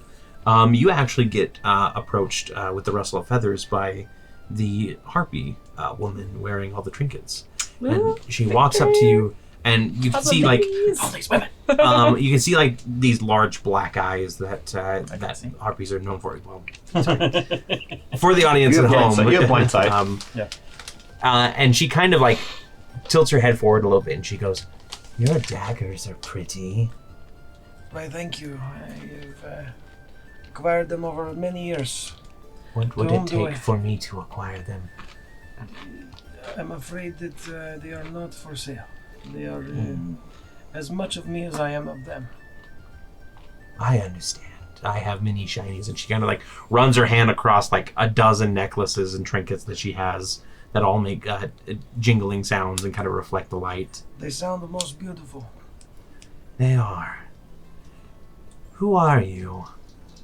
My name is Victor. I am here on business with the Wayward Watch. I see. Any inkling what type of business that is? Oh, it is highly classified, but don't tell anyone I told you this. She, like, leans in a little bit more. We're guests of honor here. Oh. Well, that's exciting. Don't like to toot my own horn, but I guess I am. Well, I am Mikrasa. Mikrasa. Yep, Mikrasa. Mikrasa. Well, Mikrasa, what is your business here? What is your... As Queen of the Harpies, it is my duty to make sure my people are taken care of and that we are getting the best shinies. You will, hearing Quinn, it'll be like, My lady, I was not aware. I apologize if I have not treated you with utmost respect. And she lets out, like, a kind of like a squawking laugh, and she says, "So formal. I like it. Would you come and sit with us until it's time for the meeting?" For a time, yes, I would enjoy that. Perhaps. Wonderful. And she kind of, like, leads you back over. Again, she's kind of, like, weighed down by these trinkets, so she doesn't really fly. And she leads you back over to this kind of parapet area where there's three other harpies just kind of sitting around, and they all kind of start fawning over your treasures and just, like, watching them fly through the air, kind of thing. okay. Our Victor, King of the Harpies. He'll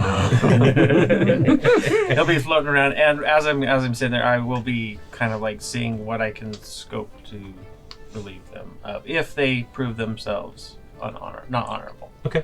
So I'm gonna be like putting them through like little, just small nuance tests to be like, you know, in this situation, or like see how they would react or whatever. Yeah, I mean, through talking with them, you learn that, like, they're raiders, right? They raid airships and for merchants and everything. They're not honorable people. Like, they're harpies, right? So if you want to try, you can try and relieve them of some of their shiny trinkets. I'll use the daggers just to like get their attention. Mm-hmm. I want to see if I can like snatch some. Give me a sleight of hand check. With Victor. We're actually going to give you advantage on this because they are Because of the shinies. very Shinies. interested in these shinies. So this is Advantage. with advantage. Didn't help. So that's I'm gonna use a luck die. So that would be 18, 19, 20, 22. We'll get back to that in just a moment here. As you start like one hand is like leading the daggers along, and the other is like I'll reaching put my around to hand the on- queen I'm and peeling off. I'm Like gonna like put my hand on her shoulder, or not necessarily the queen, but like on Yeah. the other shoulder, and be like, and like just making a show of it. To, kissing the ring hand of King or Prince Exactly. John and pulling off the gemstones. So we'll get back to that in just a moment here. We'll move over to Team Nature Spirit. Nature spirit. Form of a pail of water.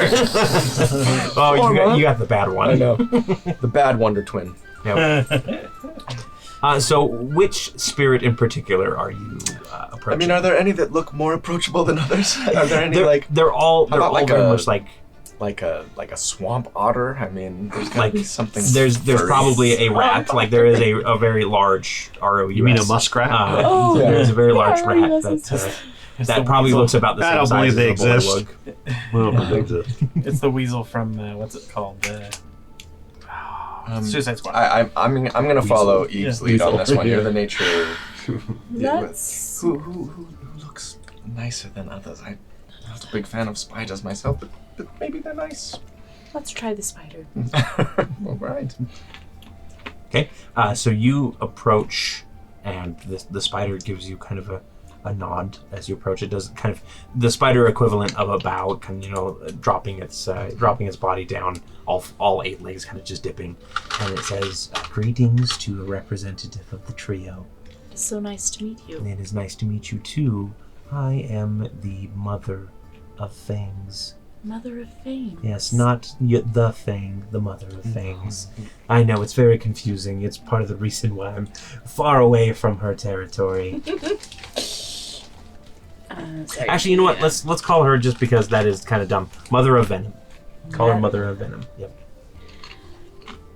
I don't want any symbiote jokes. Venom. And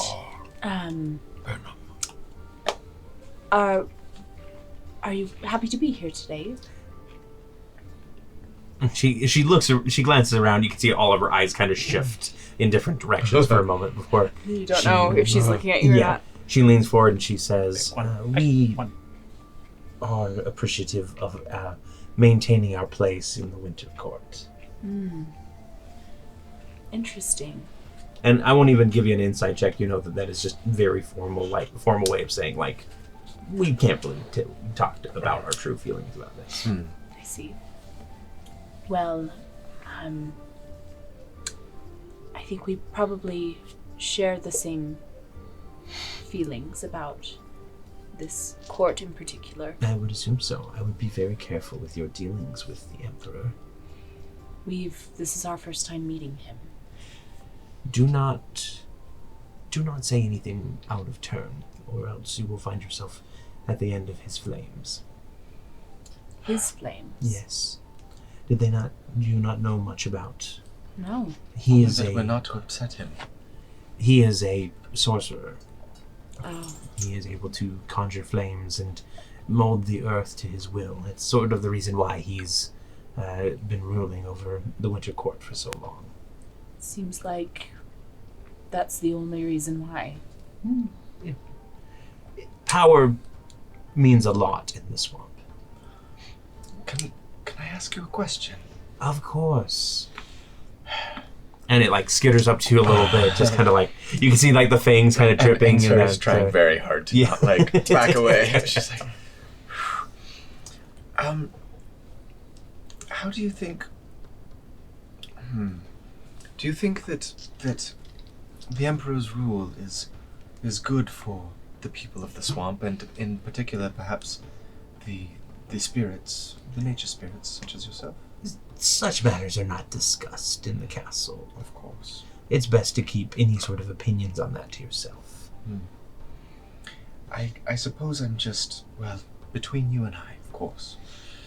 A little nervous about seeing the Emperor gain additional power, and I'm afraid that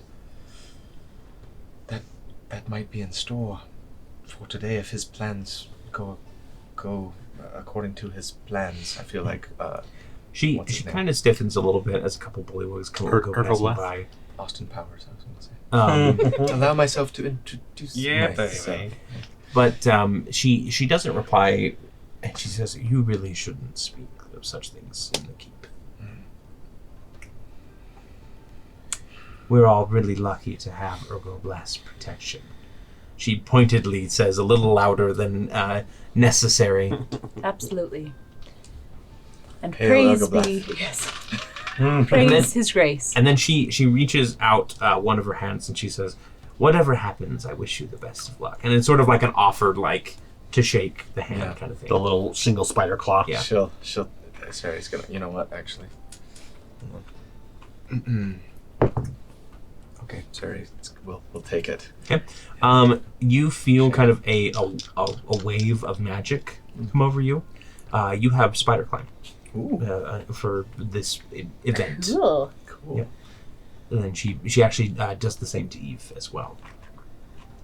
So Now I want to talk to all of the nature spirits. yeah, if you Yes. accept her claw, like what? They have like a little, like they usually have like one Yeah, little like a hook little- on the end. of Yeah, it. so it's like a claw. Yeah, if you accept her claw as well, you get spider climb I as well. accept her claw. And she says, "Best of luck to you in this council meeting."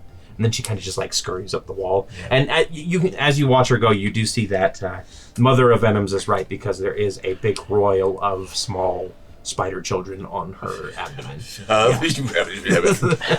Why did it have to be spiders? Is it the centipede next? Is that the next one that we're gonna get a blessing? How about the rat? The centipede, you have to get a hug. Hey, if you go to the snail, there's only 1 foot. It's not 8 legs. Yep. It's also my tongue. So we'll slip over to where you have approached these mercenaries. And remind me... No, never mind. We're good for now. Go ahead. Yeah. Who would you like to Howdy. talk to? Greetings. You're Tobin's messengers. Yes. No, thank you for delivering our package to Urgoblath. We appreciate it. Your package. Yes. As in, you acquired it, or As in it, yes, we were the ones who were. So who's talking sending at this it. moment? This is the woman specifically. Yep, she seems to be like taking the lead as you approach. Does she have a mustache? No. Big feather in hat? No, she has a big horn helmet though. big horn Covers helmet. half her face. Right? Yep. Just And a hook hand. She-hook. Yep. And you are. Arr. I am Bruna the Black Scar.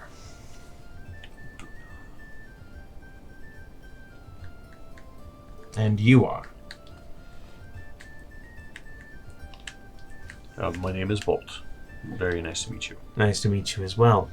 I'm afraid I've never heard of you in Tobin's organization before, though he doesn't really speak too much about his.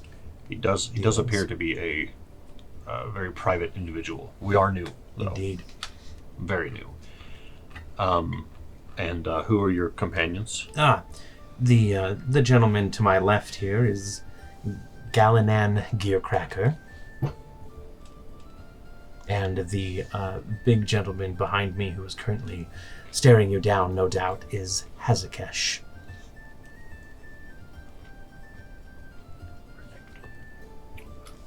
And Hazakesh actually does like lean in, and you can see like his crocodilians now kind of move past Bruno's helmet, and he's gonna take a deep sniff. Now, I have a question for you. Do you have the piece of Ald steel on you? Eve has that. You do? Okay. And so his eyes kind of narrow a little bit. And as he leans forward, you can see that the necklace that he is wearing, all these little brass trinkets that he have, they appear to be broken, like, symbols of Clan Fallow Shield, just kind of hanging in a general necklace. I hope I don't smell bad. I don't have a very good sense of smell. That, Which is a total lie. that thing on your arm is interesting. Ah, yes. And yeah, My shield, and Ganalan like leans in and he goes, "Oh my, that's actually quite impressive. Thank you. Where did you acquire such an item?" We actually picked it up out on one of our adventures. Came across it in a cave. Oh. A good find, a good find. How can we help you today? Well, I was talking with one of the Minotaurs, and I was asking him some questions about something that happened a long time ago, roughly 80 years ago, 78 years. An airship seemed to crash somewhere in the northwest. And in the northwest, you say? Yes. Says Genasi.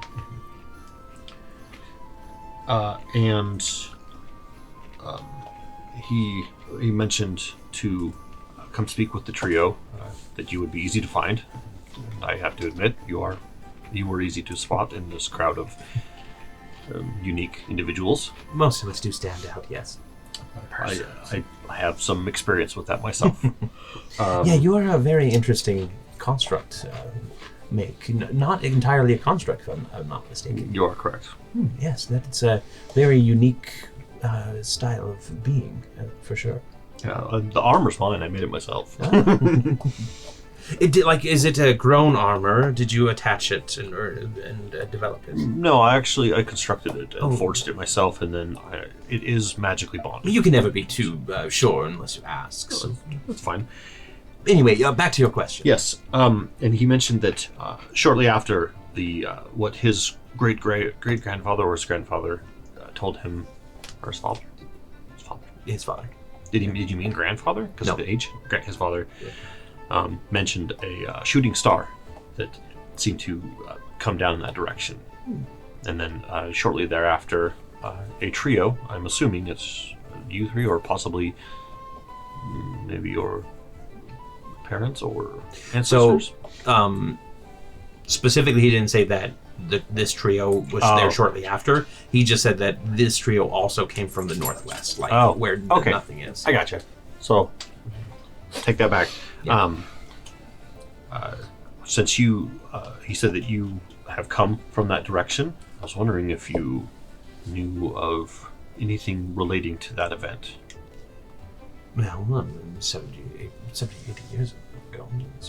And Ganelin kind of does some calculations, and he goes, "That would be around the time that the islands shattered, I believe."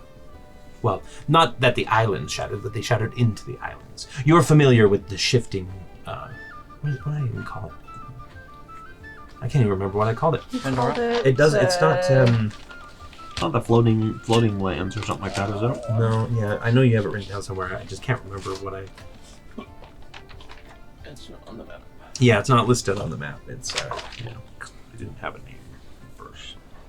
I didn't bring my other notebook. I'm trying to remember. Sorry, we'll take a pause for a second here while I try to think about it.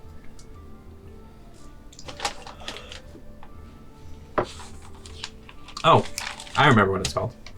That would be around the time that the Broken Expanse came into being, or at least the rumors of it.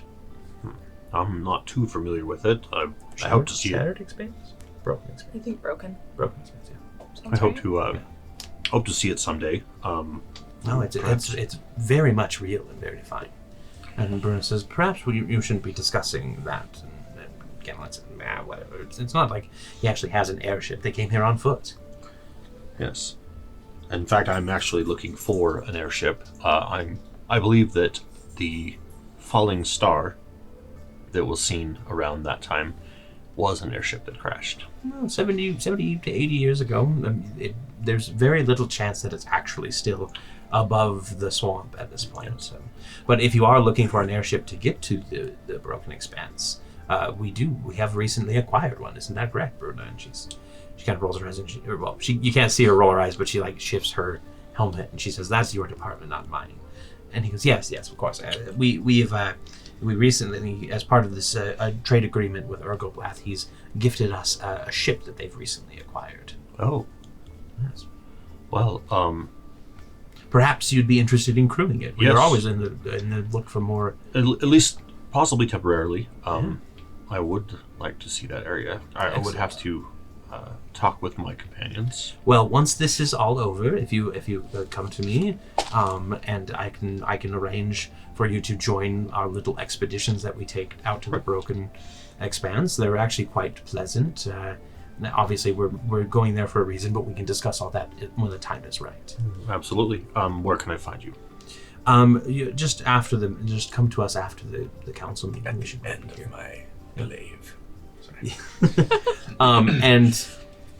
It was very nice to meet you. I shake his hand and offer my hand to Bruna. The right hand? The left hand. Okay. And, yeah, she'll take it and shake it. And then actually, no. I would offer the right hand because it doesn't matter that she's got and prosthetic. She just holds out the prosthetic and I just shake it. Yeah. And then I will offer my hand to Hezekiah too. And he sniffs you again before taking your hand, and he says, "Is there anything else you found in that cave?" Bunch of very large bugs. I hope I don't still smell like them. That was quite a while ago. And then he lets you go, and he just kind of like turns away and starts just his eyes just start wandering around the room again. And it's at that point where you guys are just about to approach your secondary, the rat that's kind of like cleaning his claws in a little puddle of swamp water, when two of the bullywugs pull out their throats and give a loud croak, and the crowd goes silent. And you can see that both of them are kind of they're wearing more shamanistic. Did I do the animated thing? We squish their mouths into trumpets. Yes. And they go, His Majesty, Emperor Urgoblath, and coming around from one side of the portcullis, not from the portcullis itself, is this really massive bullywug. He's probably about 10 to 11 feet tall, kind of that same greenish color that all the bullywugs are. You can see kind of these red burning eyes, where most of the bullywugs just kind of have yellow or black.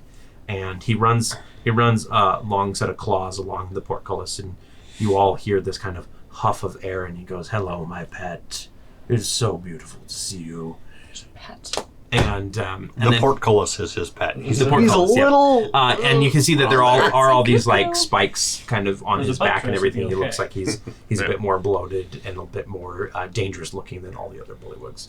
And he goes and he sits down heavily on his throne, and Marana steps up next to him, and he gives her the same kind of loving pet that he gave to the portcullis, and she just kind of stands there, just ignores it. But he goes, "Are we ready to begin? I am getting hungry."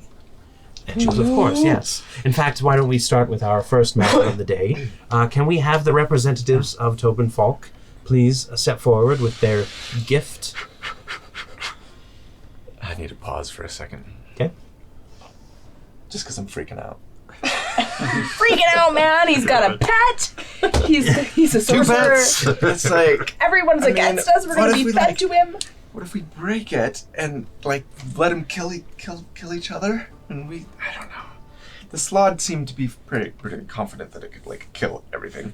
Maybe he was overconfident. Maybe they kill each other, and we kind of help whoever seems to be winning die at the end. So it's probably too much. I think if we release the Slod, that's going to make everyone that's on Urgoblath in his guard and everything are going to be get him. You know what I mean? Mm-hmm. If we're the ones that are nah, and smash it, then I think we need to. I don't know. I kind of want to see where it goes. To be honest, I want to see what happens, and then if he ends up just being yes, I'll put it away for later, type of thing. Maybe we can try to figure out a way to break it. I choose you, Gaboneth. Yeah. But I'm afraid that if we're the ones that release it, it's going to put a target on us. Sure. And But maybe if we have a Slod as an ally, it's not such a bad. I don't know if we can When trust we were it, though. talking before, though, was there an indication on how much force would it take To break break it? Trap, the crystal. It's more about intent than it is about force. And holding it, Mm-hmm. not I couldn't just have a dagger. No, again, it's about intent, right? Because the way that the magic is binding is the intention to break it is what breaks it. Intentionally wanting to free the creature makes it much easier to break the spell than than just like letting it fall. Like these trap crystals, like they're hardy crystals, but like oops, I dropped it. yeah, specifically like agreeing to release it as you like go to smash it, like you add your outside force to the creature's inside force pushing against it, and it kind of breaks that magic a little bit. Maybe it's like in some kind of a like magic balance type of a thing. Yep. This is The Witcher episode 1. Trying to choose between the lesser totally of is. two evils. I want to see where it goes. I know, but maybe where it goes is us smashing this and letting them kill each other. Well, so Put it to a vote. I mean, You want to smash it.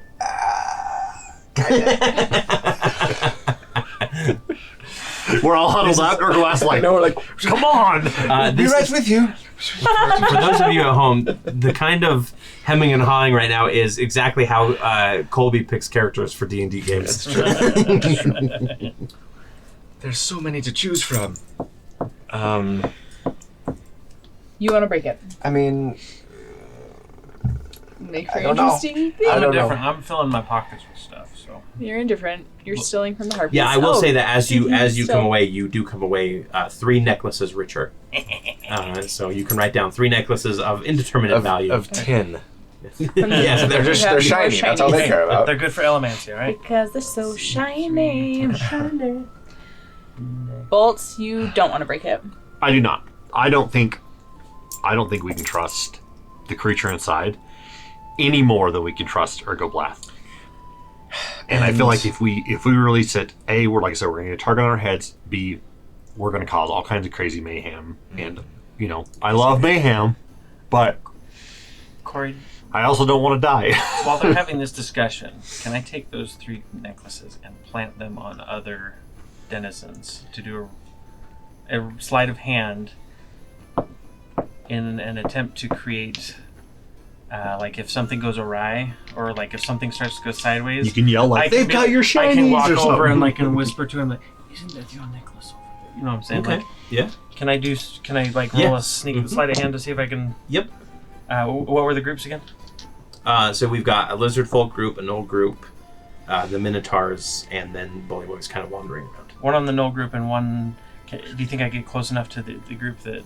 Yeah, I'll go ahead and say that. Yeah. Okay, so I'll do those and the. So one on the mercenary group. and one on the bullywug. So Okay. those are the 3. That's a 21. Okay, so that's one on the gnoll group easily. I'm gonna use my inspiration because I'm not gonna roll a natural one. Okay. Natural 20. Yeah, you manage while he's talking with the mercenary group to like slip one on that has a catch. Just Just like like part of I'm that. supposed to be this And then the fellowship, last one and like I don't want to be is in 23. league with like. Yeah, and then one But right to the there's no bully good server. choice. Okay, so I'll like, just and I'm freeing gonna place it them is in a just place as where they bad, wouldn't right? necessarily notice them, but are obvious if you're pointing them out, kind of thing. So, I mean, and then I'll return to these guys as they're bickering. I have a little bit of logic for Sarah if you want to hear it. So, since you're part of Clan Fallow Shield, right, and I'm gonna kill It that is- crocodile. it is your new sworn duty to keep and contain these creatures, correct? Releasing it is basically just like totally against that, right? However, handing it over to Urgoblath is a better option for the simple fact that he may not release it at all. Yeah, It we may don't just know be what he's going to maybe do a trophy, yet. which then satisfies your side of it. If he does release it, he may have some way to control it, which is kind of related to keeping it contained, right? Granted, we don't know what to do after that, but that's something that like maybe we could deal with further, or we could get the Fallow Shield on our side and like help them capture it later. Victor would be in favor of breaking it for. And if he eats it and consumes it, and if he consumes it, then it's gone permanently. So that also falls in line with. But Ezra's sister did say that they couldn't allow him. Maybe they'll show up. And in Victor's mind, Maybe they'll teleport in. in Victor's Deus mind, Ex Machina. in Victor's mind, she basically took him hostage, and this is a hostage situation. And she said, "Do not give it to him." So in Victor's mind, he would be heavily in favor of breaking it, but for that reason, I think we. If we also don't give it to Urgoblath, we're going to have Tobin on on our asses about it. And I really don't want to make it so we can never go back to. Well, we're gonna go back to him. We're gonna kill him, and we're gonna make a coat That's right. Out of his skin. That's already been decided. We're gonna dress Darian up as him and be like, lotion on his skin. Fine, let's see where it goes. Okay.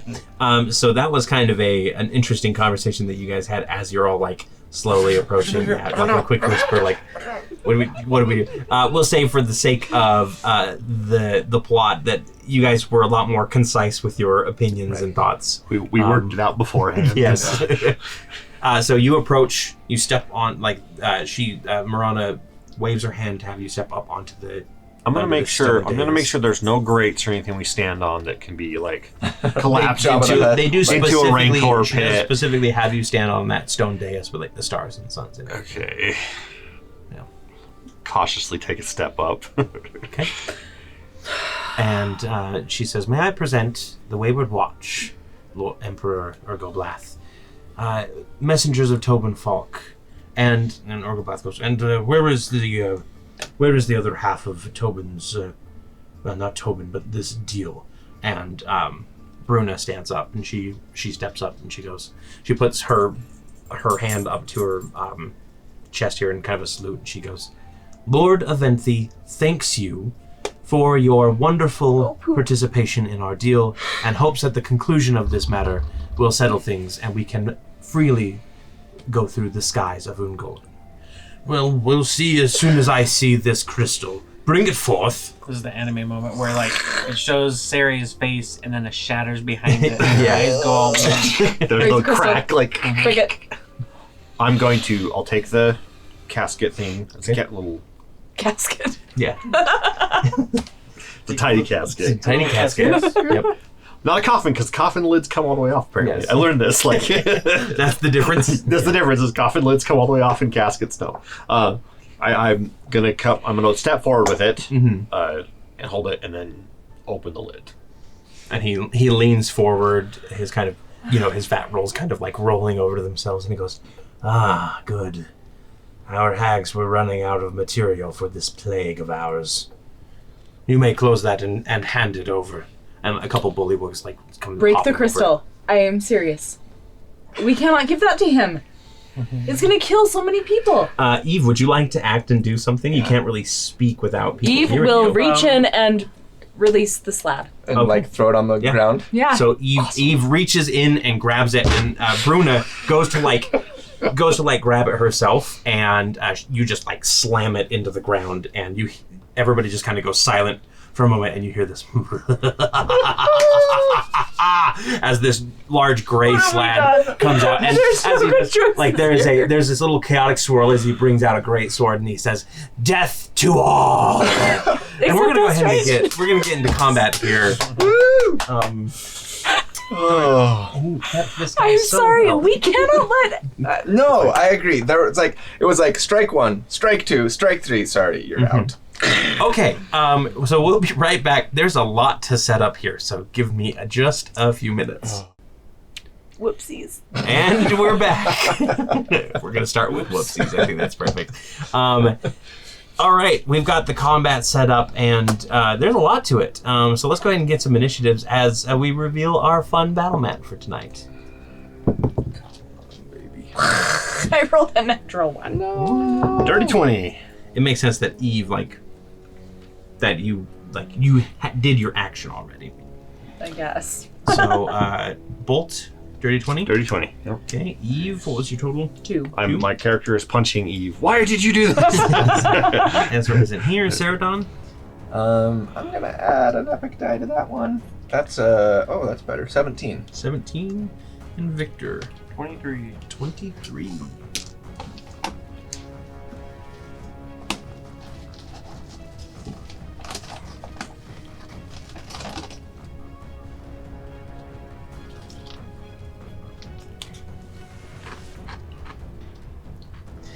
All right. So Eve reaches in, grabs the crystal, shatters it on the ground, creates this slab that is calling out for death to everyone. And then everybody, like, the crowd around you gets tense, and Urgoblath starts, like, giving this, like, this, not a worried look, but he gives, like, this, like, deep smile of, like, oh, this is going to be good. But at which point, Victor, it is your turn to act. What would you like to do in this case?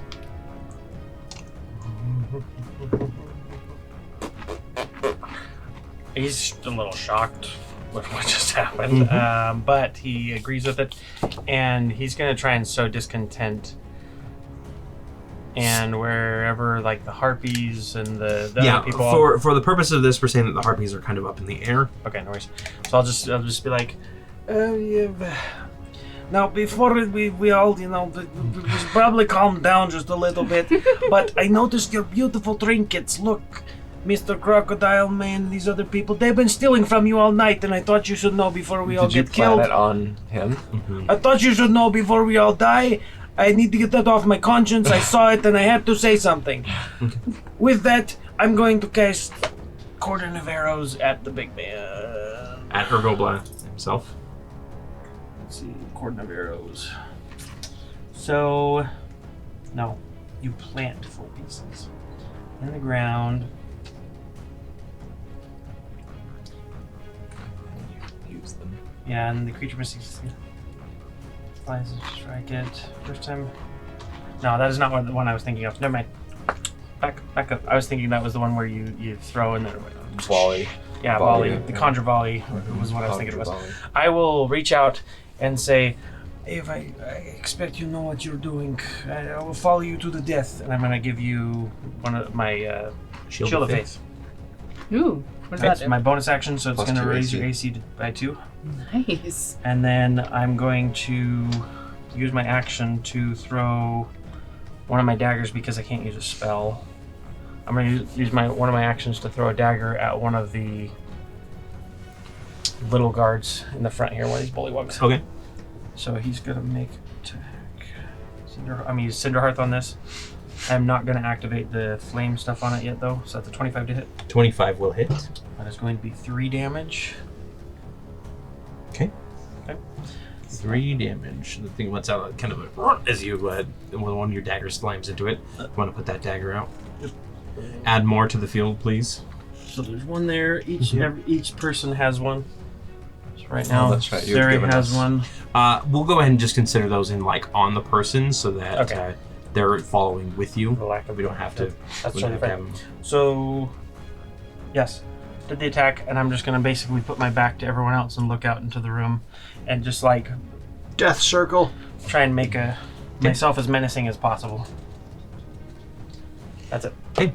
Bruna goes next, and she is actually going to quickly step back towards Ganelin, and she says, "We are leaving," and grabs the gnome and starts dragging him away from the area down like this side tunnel. She goes, "Come, Hazakash," and he's like, "No, they're mine. I smell it on them. I need that alt steel." And yeah, so they are going to leave. These two are gone. Yep, All of they- them, or no, just the he two stays? of them. Hazakash stays. Yep. Okay. Bruna and Ganlin are going to leave, though. Okay. Then it is Bolt. Actually, what is your dex, really quick? 12, so +1. One. It is Bolt. Who's our enemy? I think all of them. Okay. Well, I will focus on the one that you hit, which is, was it this one or this one? This one. Yep, that one. And I'm going to go ahead and extend chain whip it out, and try to grab him and pull it in. Okay. 16. 16 will hit. Okay. So it does 2d6, 9 damage, and then if he's large or smaller, he gets pulled up to 10 feet closer. Yeah, they are medium creatures. So 10 So feet. 1, 2. He's kind of like. Yeah, put him up on the dais. We'll have him up there with you guys. And as he's Yeah, I just kind of like like basically around his neck and let's put him down on the ground, just so he's flat, so we don't accidentally like chip him. But yeah, we'll say that he's in melee range for the frontliners. Okay. And then so that's attack number 1. And then the second one. So I'm going to chain whip him, and as he's coming up, so I'll pull him and like kind of release the chain off of him, and then try to punch him like midair as he's flying towards us. No, you can't. Yeah, because a spell. spell. Yep, Sorry. Yep. So, cool. Not allowed. Yeah. unless I do something fightery, which I don't think could You need 2 levels. Darn. Anything else you'd like to do? Yeah, I will go ahead and use my temp hit point armor infusion. Okay. I'm assuming the 6 that we got from you last time are worn off. Yes. Yeah. But now they you have only 6. last for. Oh yeah, you can only do that once a day, right? By choice. Yeah, my the soul. Yeah, the 6 go away at the short rest. So would I be able to activate the soul again? no, you can only do Because it it's the once same a day It's the still. same day. Yeah, you haven't taken a long rest since you used it. Okay. Maybe if your thing triggers, you might be able. So we did do a short rest then. Yes. But you I did take a still. short rest. Okay. So I'm just trying to calculate my use spell slots. or Then not, while you're so- doing that, Hazakesh goes next, and he. Does he notice the necklace on him? That's a good question. The harpies are definitely like looking around, and the queen is squawking out in indignation. He does not notice, and he is going to use. You watch him smirk, and like his eyes lock with Eve because now he's got the scent, and then he just kind of like reaches down and just digs and just burrows under the ground, and disappears for this round. Yay! Diglett, use dig. Diglett. Yes. Diglett dig. Diglett dig. Trio. Sorry, I have to. The harpies start swarming, just kind of like going around trying to grab their trinkets. So that bullywug in the back, go ahead and knock him prone to represent that he's going to be out of the fight as they like swarm around him. And then it was one of the gnolls, right? Yeah. So the gnoll leader in the middle there will knock him prone as well, as they basically like 2 of them on each start like going around and trying to like pick at them and everything. And then it is. He's pointing right at And then it is Seredan. Well, Sere is going to. Dang. She's going to start singing. She'll sing the song of the unseen. Okay. Unseen. Of the unseen. Spank the sled and say, good luck, and then we all leave. Yeah. Slap him on the And ass. then Love peaches. cast Hexblade's Curse on Urgoblath. Urgoblath here. And she'll maybe move. Well, let's see. She's gonna move here. Okay, sounds good. For all intents and purposes, yeah. Yay! I get extra AC. Thank you. Yeah. Shield wall. Okay. And then is that it for your turn? Yeah. That's Okay. my action and my bonus action. And that's all I want to move. Marana looks to Urgoblath and he points downward and says, "Unleash the creature." And so I should've he is moved off the not going to platform. be in this fight. He's going to be watching and observing I see. unless something acts. But in his place, she kind of waves her hands, and you see this kind of ripple of magic go over the set of doors beneath the throne, and it shudders a little bit, and it shudders again, and then it just like bursts down. Oh, I did not write initiative for it. I'll have to. So he's like up on a. Yeah, so up we on can his remove him throne from the thing. combat because he'll be up on the throne. But the doors kind of fall open, and you see a pair of like yellow eyes that would kind of remind you of another frog.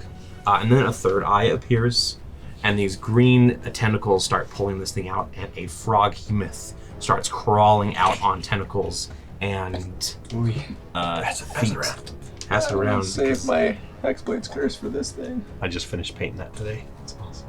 He looks Spoiler like alert. That's one of the trickster something. gods. You know. specifically. Yeah, one of the Frog king. I avatars. can't think of. He's gross. They're sweet. Also. Okay. And then, actually, I rolled its initiative here, so we'll get to Oh, it in just a his moment. eyes is what I'm thinking. He looks like the Kraken from Hotel Transylvania Yeah. 3. I can see that. He's got a little Loch Ness monster with the fins on his face. Okay.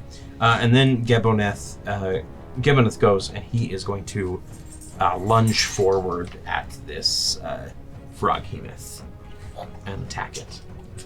Actually, no, he'll just go right for the first bullywug that he sees. Yeah, he'll jump down off the dais there fully. And he will make a trio of attacks. Oh, you know what? You know what would be better? Keep him on the dais, would you?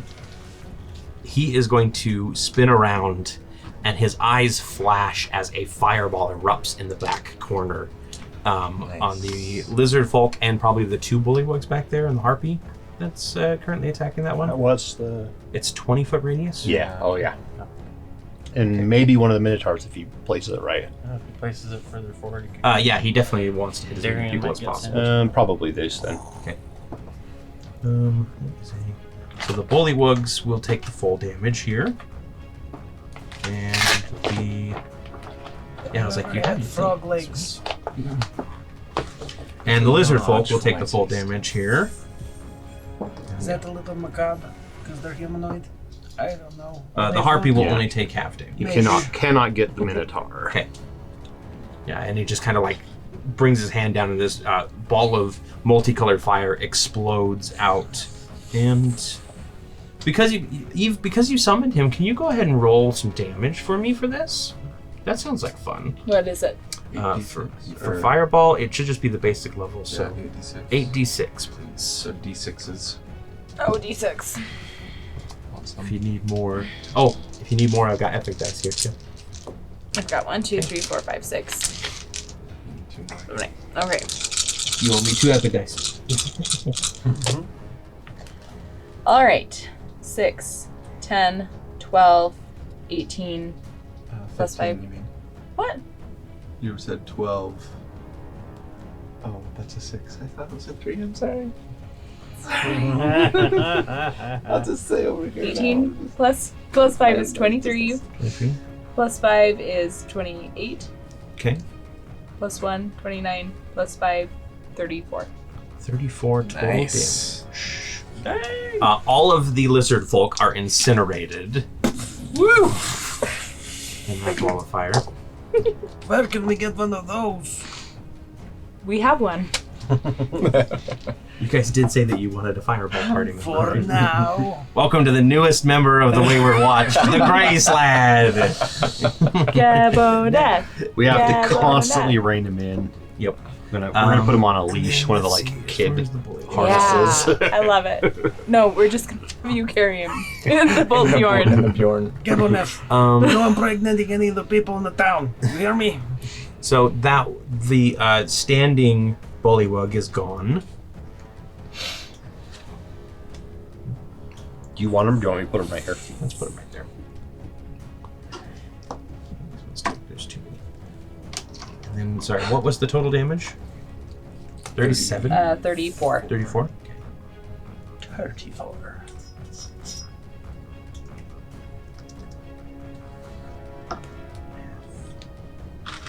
17 cut? It's 17 when it's cut in half? Half of 30 is 15. Yes. Half of 4 is 2. Yes. Sorry, math. I think in this case, per capita, even if we add another party member and split the XP for all the people he just killed, it would still benefit us. So yeah. He doesn't get XP. Slats don't level up. Okay.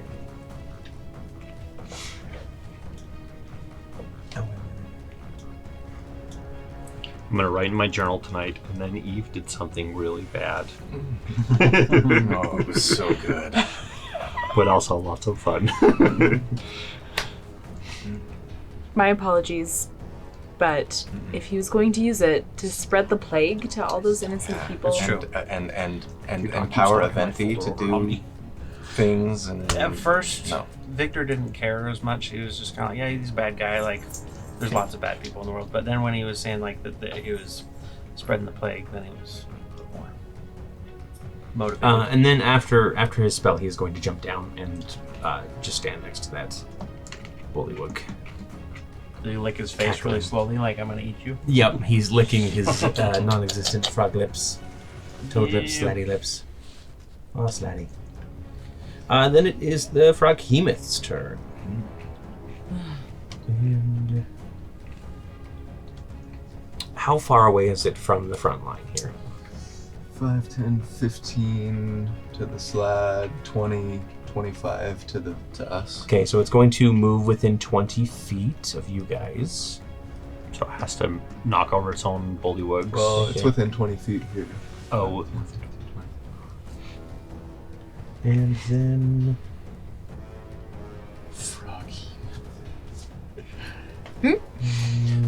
two of its tentacles are going to whip out, one on Seredan and one on Eve. The one on Eve is a 13 to hit. That will miss. Okay. And then the one is an 18 on Seredan. Yes. Okay. Because I took the defensive fighting style Nice, when so I hit you- level 2 of Paladin, so I have a 19 AC now. So you both raise up, you raise your shield, you raise Craggy, and you kind of fight off these tentacles that come whipping at you. And then the Froghemoth goes and whips its tongue out and tries to latch onto Bolt. You need to make me a strength saving throw, please. Okay.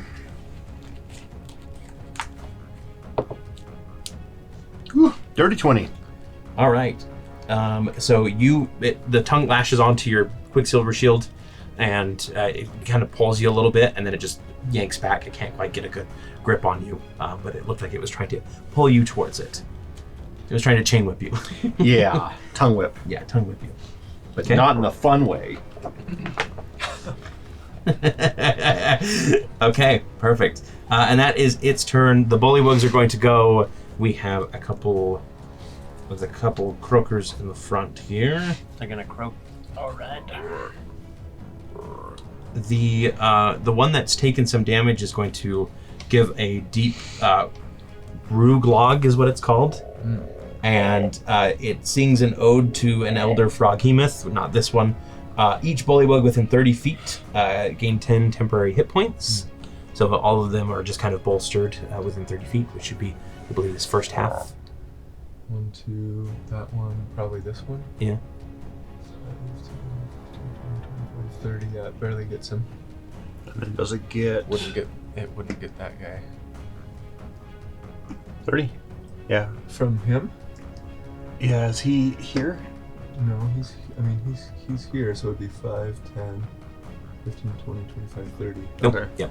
One away. And then the other one is going to let out a Glarpat croak, which is a different one. Way worse. And each creature of its choice, so it's going to do the Sounds slad, like and each of you within 30 feet. It's all of us. Yep. Except for Darian. Make no, me actually, a- Darian is technically. Make me a DC 12 Wisdom saving throw. please. Plus 4 from Eve's Yes. aura. Oh, cool. Wisdom, you said? Yes. Oh, come on. Natural 20. Natural 20.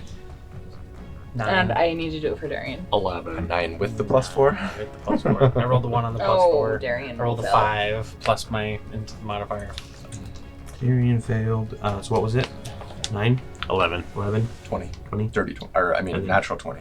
Yeah, Same. natural 20 for me too. A very dirty 20. And then Darian didn't succeed? 3. Okay. So everybody who failed, which includes the slad because he didn't roll very well either, you take 14 psychic damage.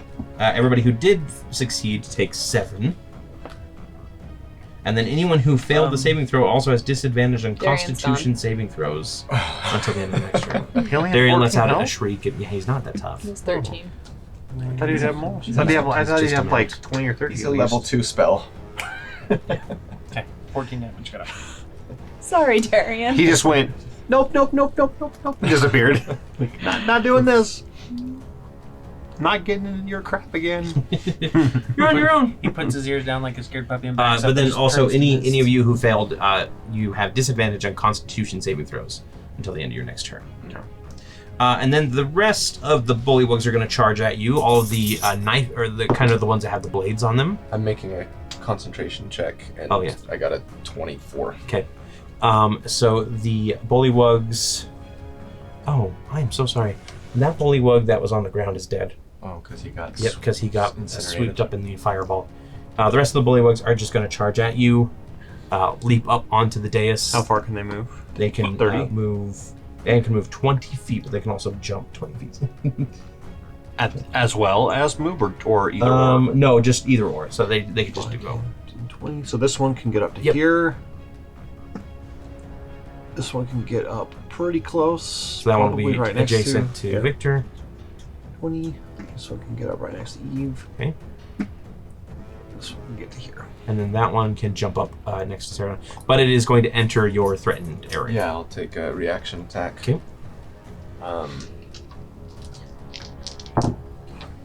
That's a 27 to hit. 27 will hit. Okay, for 11 damage. Yeah, you slice it right in midair and take it out. Nice. It's like jumping out. Yeah. And the other three will make an attack. Actually, only two are close enough to make an. Well, they do not have ranged attacks. They're supposed to have spears, but these ones do not. So 2 out of 4. These guys are close yep. enough. So one against Victor here. That is an 11. Yes. And then a 6 against Eve. So they just kind of like slam up against your armor. They're bullywugs. Like they're not here to be. They're bullies. Yep. Jerks. And then the lizard folk are all gone, so they can't do anything. Yay! The minotaurs are up next, and the large one kind of like takes a look, and then she just kind of nods over to where the smoldering corpses of the lizard folk are, and they just move over to that corner and just like sit down to watch the show. They're not really. They're not big fans. They're not really interested in getting engaged in this fight. Nice. Ganlan is gone. He still has my curse. Get down here. Can you change it? I need to make use of that now. The gnolls, the one gnoll is going to fight off, spend his turn. The leader is going to spend his turn fighting off the harpy as it like pulls the trinket from the leader and flies off. He'll stand up. The harpies are pretty much going to be out of the fight as well. They're just kind of going to be reorganizing themselves, preening, that kind of thing. And then the other 4 are going to make longbow attacks, so we'll do one against each of you. When they get up and they start preening, well, she can't see me wink. I was going to say I wink at the queen, but no. You can wink. I'm vinking at you. I look at her, and then I have really loud It is a eyelids, wink. apparently. So a 6 misses, Miss. Oh, wow. 18 misses, Misses. 19 hits, Preston. That hits. Yep. and a 20 Misses. misses. Okay. So Victor is the only one that gets hit as they just let along. I too took a the volley. defense I will- fighting style. You got that +1 AC. I'm going to use my evasion as my reaction. Okay, to reduce the damage. Oh, wait, no. Uncanny That's dodge, not okay. evasion. So it's a total of 6 piercing damage. Should have 3. Nope. You're gonna take the 3 I will As- take this. I will. Oh. because he's doing 23? uncanny dodge. Yeah. Right? Yeah. So I'll as he's kind of whatever, I'll pull back because it's stabbing me or whatever. Okay. he's doing. Yeah, you see it coming in. Both. You have enough like wherewithal to like catch it at the last moment, so it just kind Still of sticks stabs in a me, little bit. but Yeah. whatever. And then it is Eve. Hi, Eve. With the natural 1. With the natural Natural one. one. Do. I will cast Bless on 3 of you. You take your sword. Hey, you don't have to decide on who to leave out this time. We'll cast Bless on the 4 of us. Okay. Thank you. You can bless all 4, If Yeah, at she second upcast level. it. so we all have it. Just like throw your sword in the air. Oh, the alliance! That's the only rings I have, so. Alright. Oh, thank you. Oh, windowing dragon. And that will be my turn. Okay, Victor.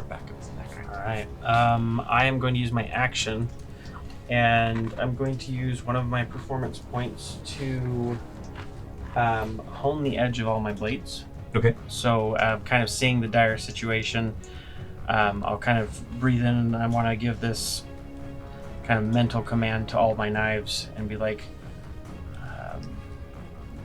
May your edges be sharp, for our enemies are many. We are at the gates.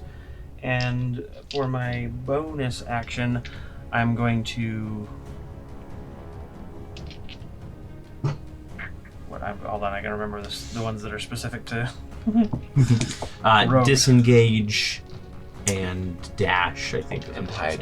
And hide. Dash, hide. So not really much that... Okay, let me ask you this. So I used a performance point for the honed edge. Mhm. On here, I can use my bonus action throughout the bonded blade. Can I use both of those Yeah. in one turn? Mhm. I'm going to throw out, so 1, 2, 3, you're out, 4. I'm going to throw out Blackthorn.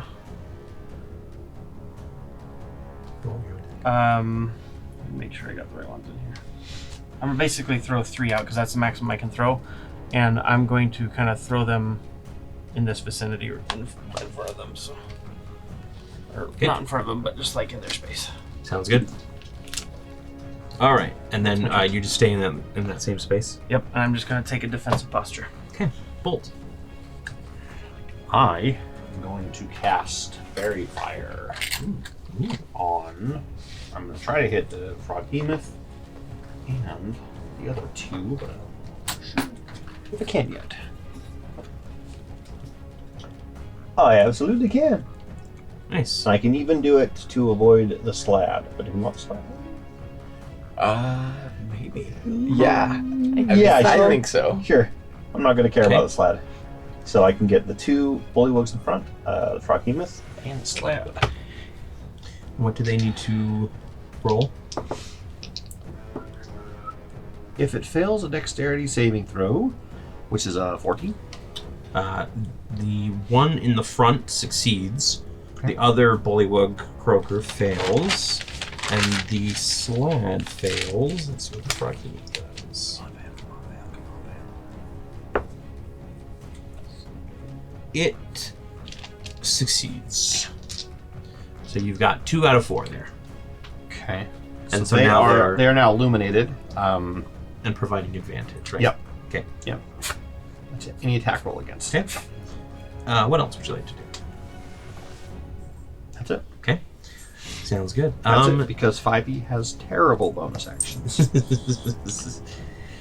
So this bullywug standing next to Eve, it's kind of like sorry, poking at you. Cory, I do have to roll. Oh, yeah, you do have to roll.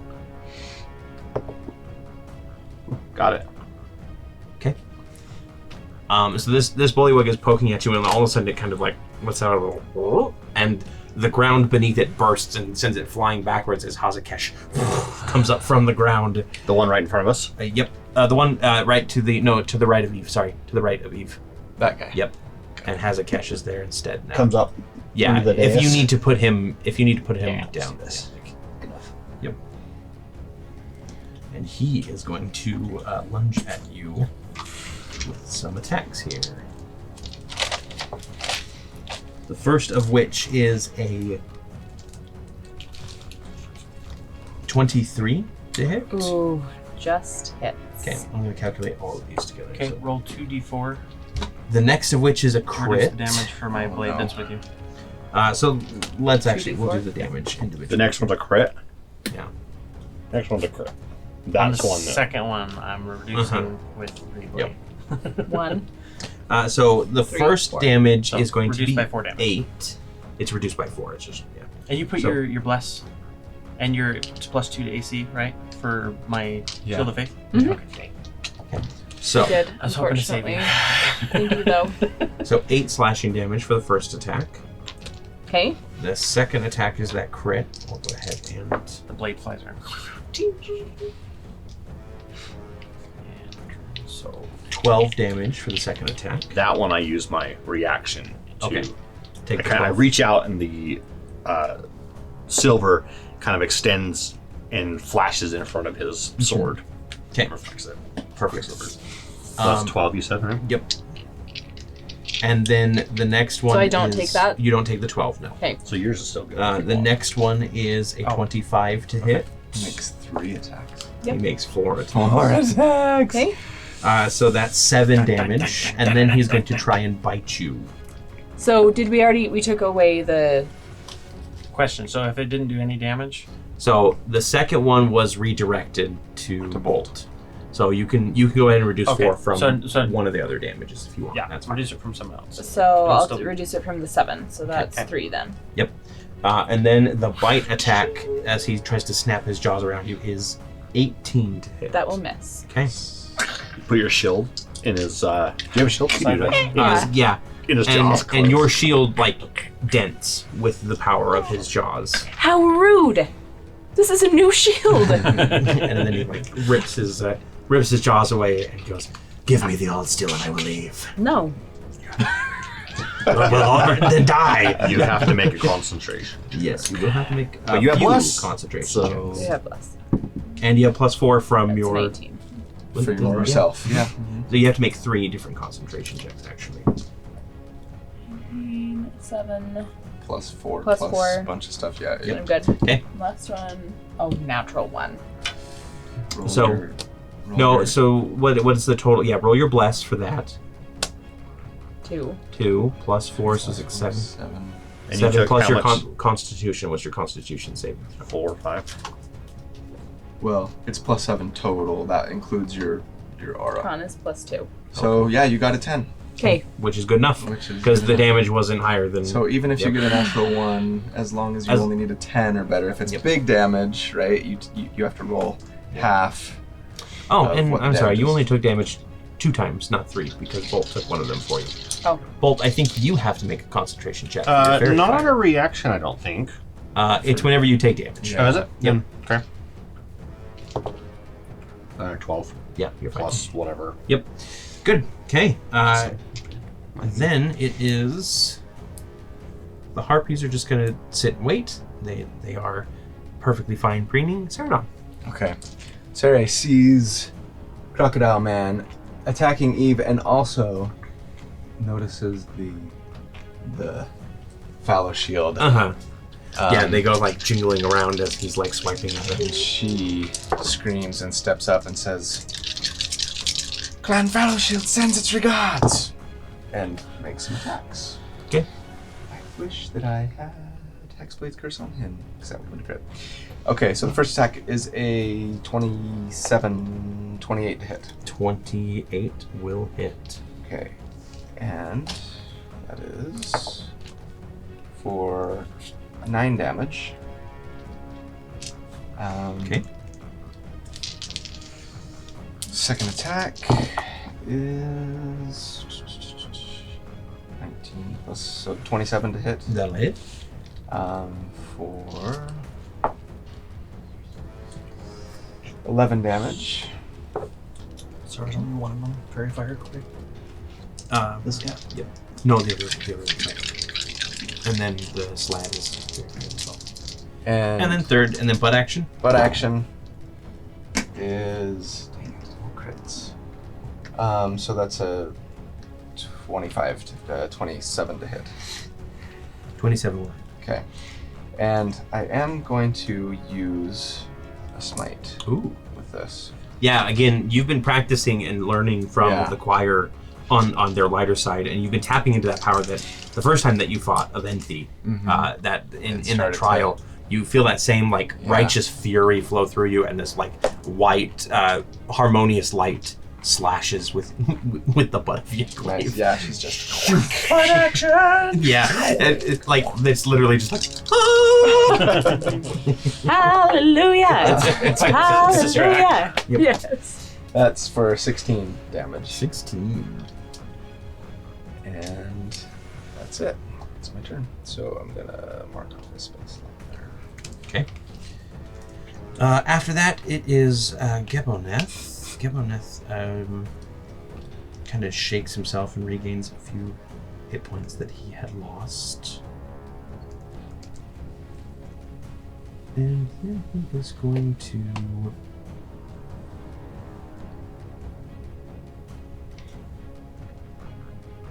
Yeah, he's just gonna make some attacks against this bullywug in front of him.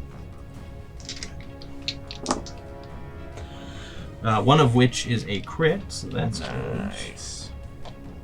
That's the first attack. Crit.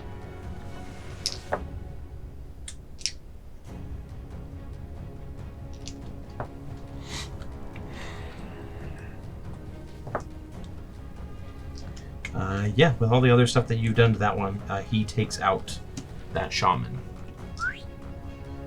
And then he glares at Bolt and he says, "Remove this disgusting magic from my body." When we're done, as I say, I'm like, punching people. Yeah. Perfect. Focus. And then the Frakeemith is going to go. And yeah, it still it still likes the tinier morsels. So this is a tentacle attack again on Eve, which is only a 14. Yes. A tentacle attack on, I think Seredan's out of range, right? I think I am. Okay, we'll just do another one on Eve then. And that one's a 21.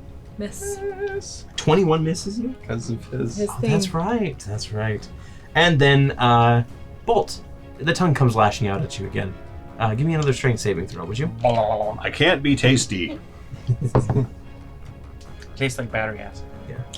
That is a Gives a little shock, 21. like- Yeah, like when you 21. stick Again, your tongue you- on the 9 volt. Yeah. Yeah, you manage to like fight this thing off, and after its tongue retracts, it kind of gives a huff, and then it is going to move.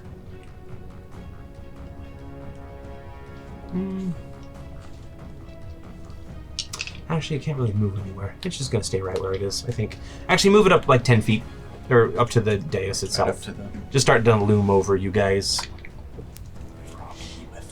The bullywugs finish their march. The one that got knocked over is going to spend his turn standing up and shaking himself off. So this is a couple attacks on Victor. Okay. The one of them is obviously a miss. The other one is a 19 to hit you. I will use my reaction to reduce the damage. Okay. Is that just like Uncanny Dodge does that every reaction? But it's just against one attack and it Yeah, costs a reaction. one reaction per, so I can't do any opportunity attacks. So 4 piercing damage. Cory, Is that would you our- say? Sorry, would you say that it moved up within 10 feet of me? Or is it- Yes, technically yes. Okay, can I take a reaction Go attack ahead. on him? Yep. And is that halved already or no? No, yes. So it's Total. 2 damage? Yep. Got it. But that other bullywug is right up at you now, Scott, if you want to move that one up. That's 19 to hit. 19 will hit the Frakeemith. Okay. Oh, geez. 6 damage. Okay. That's the bullywugs. The minotaurs are good. The gnolls are gonna go ahead and unleash another volley of arrows on you guys. So that is a 21, a Yes. 6, Yes. an 8, Yes. and an 18. Miss. Yeah, you guys, like, these arrows are just coming in, and you guys are avoiding them all as, I mean, basically it's a giant friggin' melee in there. And then Battle Eve, Moving targets. it is your turn. Okay. I will attack the crocodile. Okay. My longsword. Malone, sword. And you have Long less on sword. yourself. It's a good thing because. Roll that d4. Oh, jeez. 6, 12, plus. What am I gonna need more? Epic die. Oh, 18. 18? That was a good 18. miss, maybe? Will miss. Poop! This the you crocodile? scrape against like very hardened scales, and you can see this like flash of magic. This thing has been enchanted. The scales have been enchanted, and he says, "My master is more powerful than your paltry gods. He will eat them soon." That is blasphemy. Second attack. That's better. 13 plus 6. 19 plus your d4. Not much better. 20! 20 will hit. Hooray!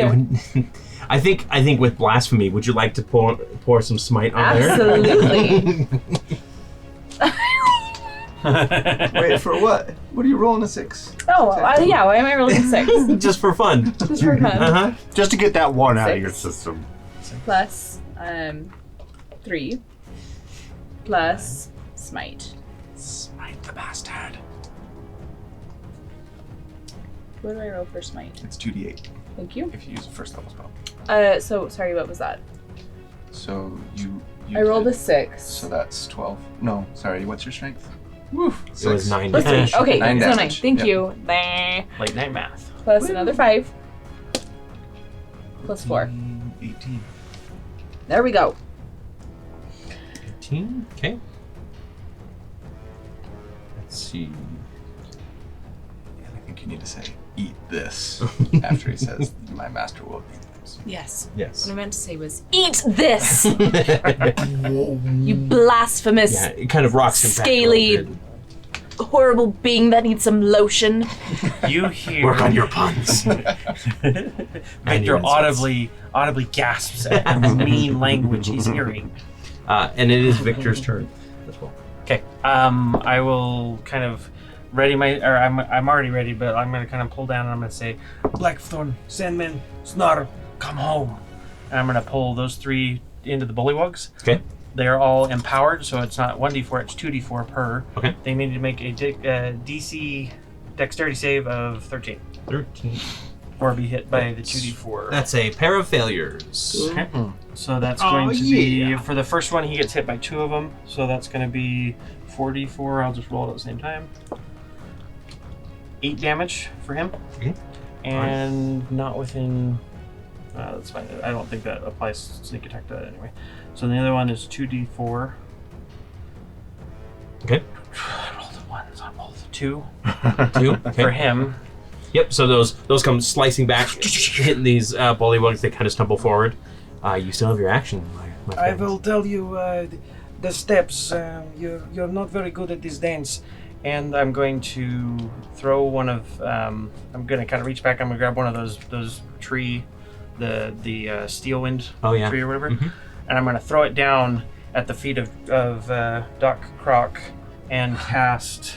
One of the leaves? one of the leaves, and I'm going to cast Cloud of Still Daggers. window. So when it hits the ground, they're going to raise up and start just a blade barrage around him. So on his turn, he's going to take damage. Is it just a 5 foot? It's a 5-foot cube. Okay. So it's just on him. Alrighty. Just around his Okay, face. sounds good. Yeah, basically that one steel wind leaf turns into a flurry of them and starts like cutting at this thing as it lets out a Now come. surprised croak. If you think that you can handle the steps, we will do the dance of death. They look a little nervous. Would you pull your daggers off of there as well, please? Yeah. And then it is Bolt.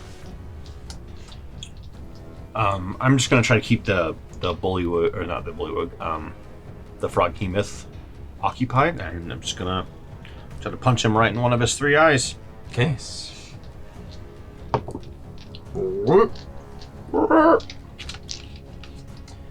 That is a 31.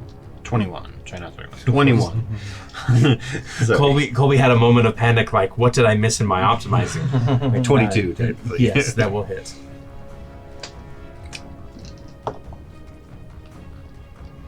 Uh, 8 damage, and that's my. And I'm going to expend one of my charges Ooh, to blind him. To try and blind him? Yeah. So he makes a DC Constitution saving throw against my spell save DC, which is 14. He makes his save. So as you slam into his eye, like all of the eyes go just like close in reaction, so the blinding Flinch. doesn't 2 for really flinching. take effect. But he does have advantage on all attacks, or disadvantage on all attacks that are not against me. Okay. And I'm gonna do the old punch again. Way worse. You have advantage. Fairy fire. Yeah. No, that one's not fairy fired. Oh, he made a he save. made a Yeah, the save. slad and that other. Yeah. 14. 14 will hit. Oh wow, cool. Ooh, he's got a low AC. He's a big boy. Yeah. No armor. I like big boys. Inner city boys. There's another. Really pretty boys. Yeah, have you ever heard the song? No. Okay, I'll send it to you. 11. I thought you were gonna start singing 11 I like damage? big butts. And I'm going to try to blind him And again. I like big butt actions. 14. He does not make his save on the second time. So he takes Big butt action. he takes 14 damage, and he is now blinded from that second attack. Nice. So now he has disadvantage on all of his attacks, regardless of whether they're on you or not. I'll just yell out, I've got this one. Take out the other one. And he's blinded, you say? The frog, yes. So now attacks against him have advantage. Yep. Okay. Anything else that you'd like to do, or is that good? That is good for me. Okay. Well, actually, sorry.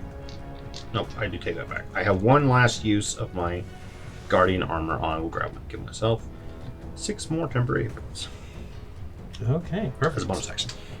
Okay, yeah, that's it. Hazakesh is going to reach out, and we're gonna do 2 claw attacks on Seredan. And she says, "Fallow shield scum, I will take you and add you to my collection." Hazakesh? Yep. This lad. No, Hazakesh. The Oh, yeah. Sorry. Crocodile. Yes, I'm crocodile. confusing names. as usual for Seredan. 13. Or you again. Yes. Second claw attack is lower, 12. So he just kind of like reaches out for you, and you just like clap. Will you now? Meanwhile, his other claw comes around on Eve for another crit. He is definitely looking for that alt steal. And that is going to be 10 slashing damage. Okay. And then here comes the bite attack on you as well. Oh, wait, he started his turn there, right? Oh, no, this isn't the Frog King, but this is Hazakesh. That's the one. Oh, that's who is in the sorry. Cloud Daggers. I'll roll it. You keep going. I don't think 44. 44 is going to kill him, but No. I'm just going to throw it And down there's there. no save either. No It's save. just damage. Nine damage? 9 slashing damage in his nethers. In his nethers. Oh, no. Not my nethers! Ah, my nethers! Oh, my tenders. The bite attack is going to be... My chicken nuggets.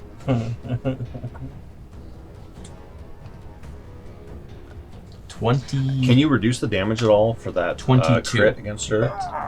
I've already Choose used my my blade. AC. The only other Okay. blade.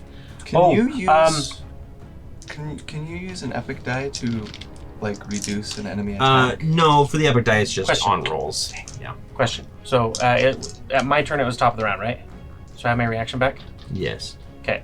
Can I use my reaction there? If she's being attacked, my blade is there. I have another blade that's on bolt. Can I reduce that damage with that blade? Yeah, Okay. technically. So it's gonna be reduced by another 2d4 because it's empowered, and it's based on the damage of the weapon. Make sure you mark when those are used. Yeah, I am. They I got use it. their here. So that's 5 damage reduced, Okay, and that so- was Gnaw that was. So then this attack is going to be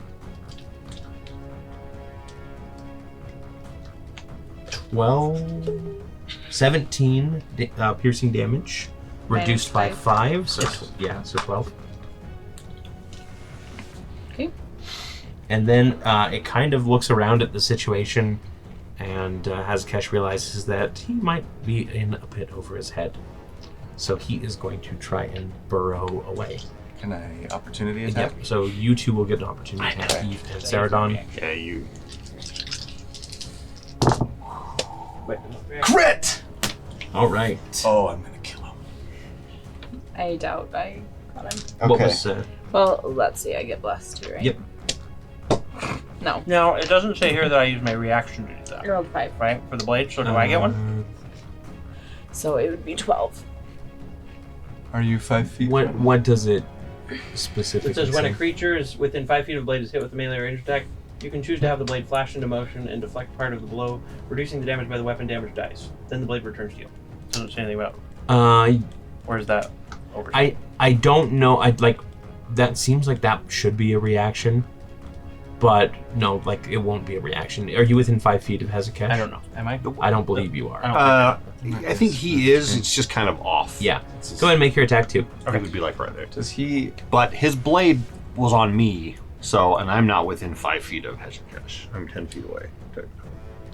So Right. Well, the but blade was just the blade to was defend on her, you, so it I'm just needs making an to attack because defend he's her. leaving. Oh, her I got you. threat and raise. Yeah. So and this is going to be with Cinderheart's on the floor, so this will be with my Shadow Song.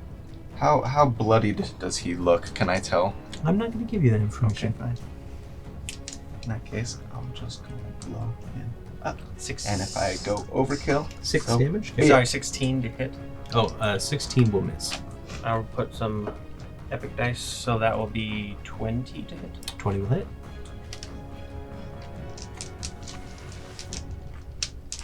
And this is with Shadow Song. It's 2d4 plus 6. So that's going to be 11 slashing damage. Okay, and that's with Shadow Song, right? That's for Shadow Song, yep.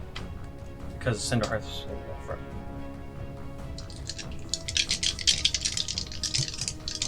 Okay. So I crit. Mm-hmm. So I'm going to use an epic die, and I'm going to smite. Okay. So it's 37 damage. Okay. Plus my roll. Which were bad. So that's another 12. So that's 49 damage. Okay.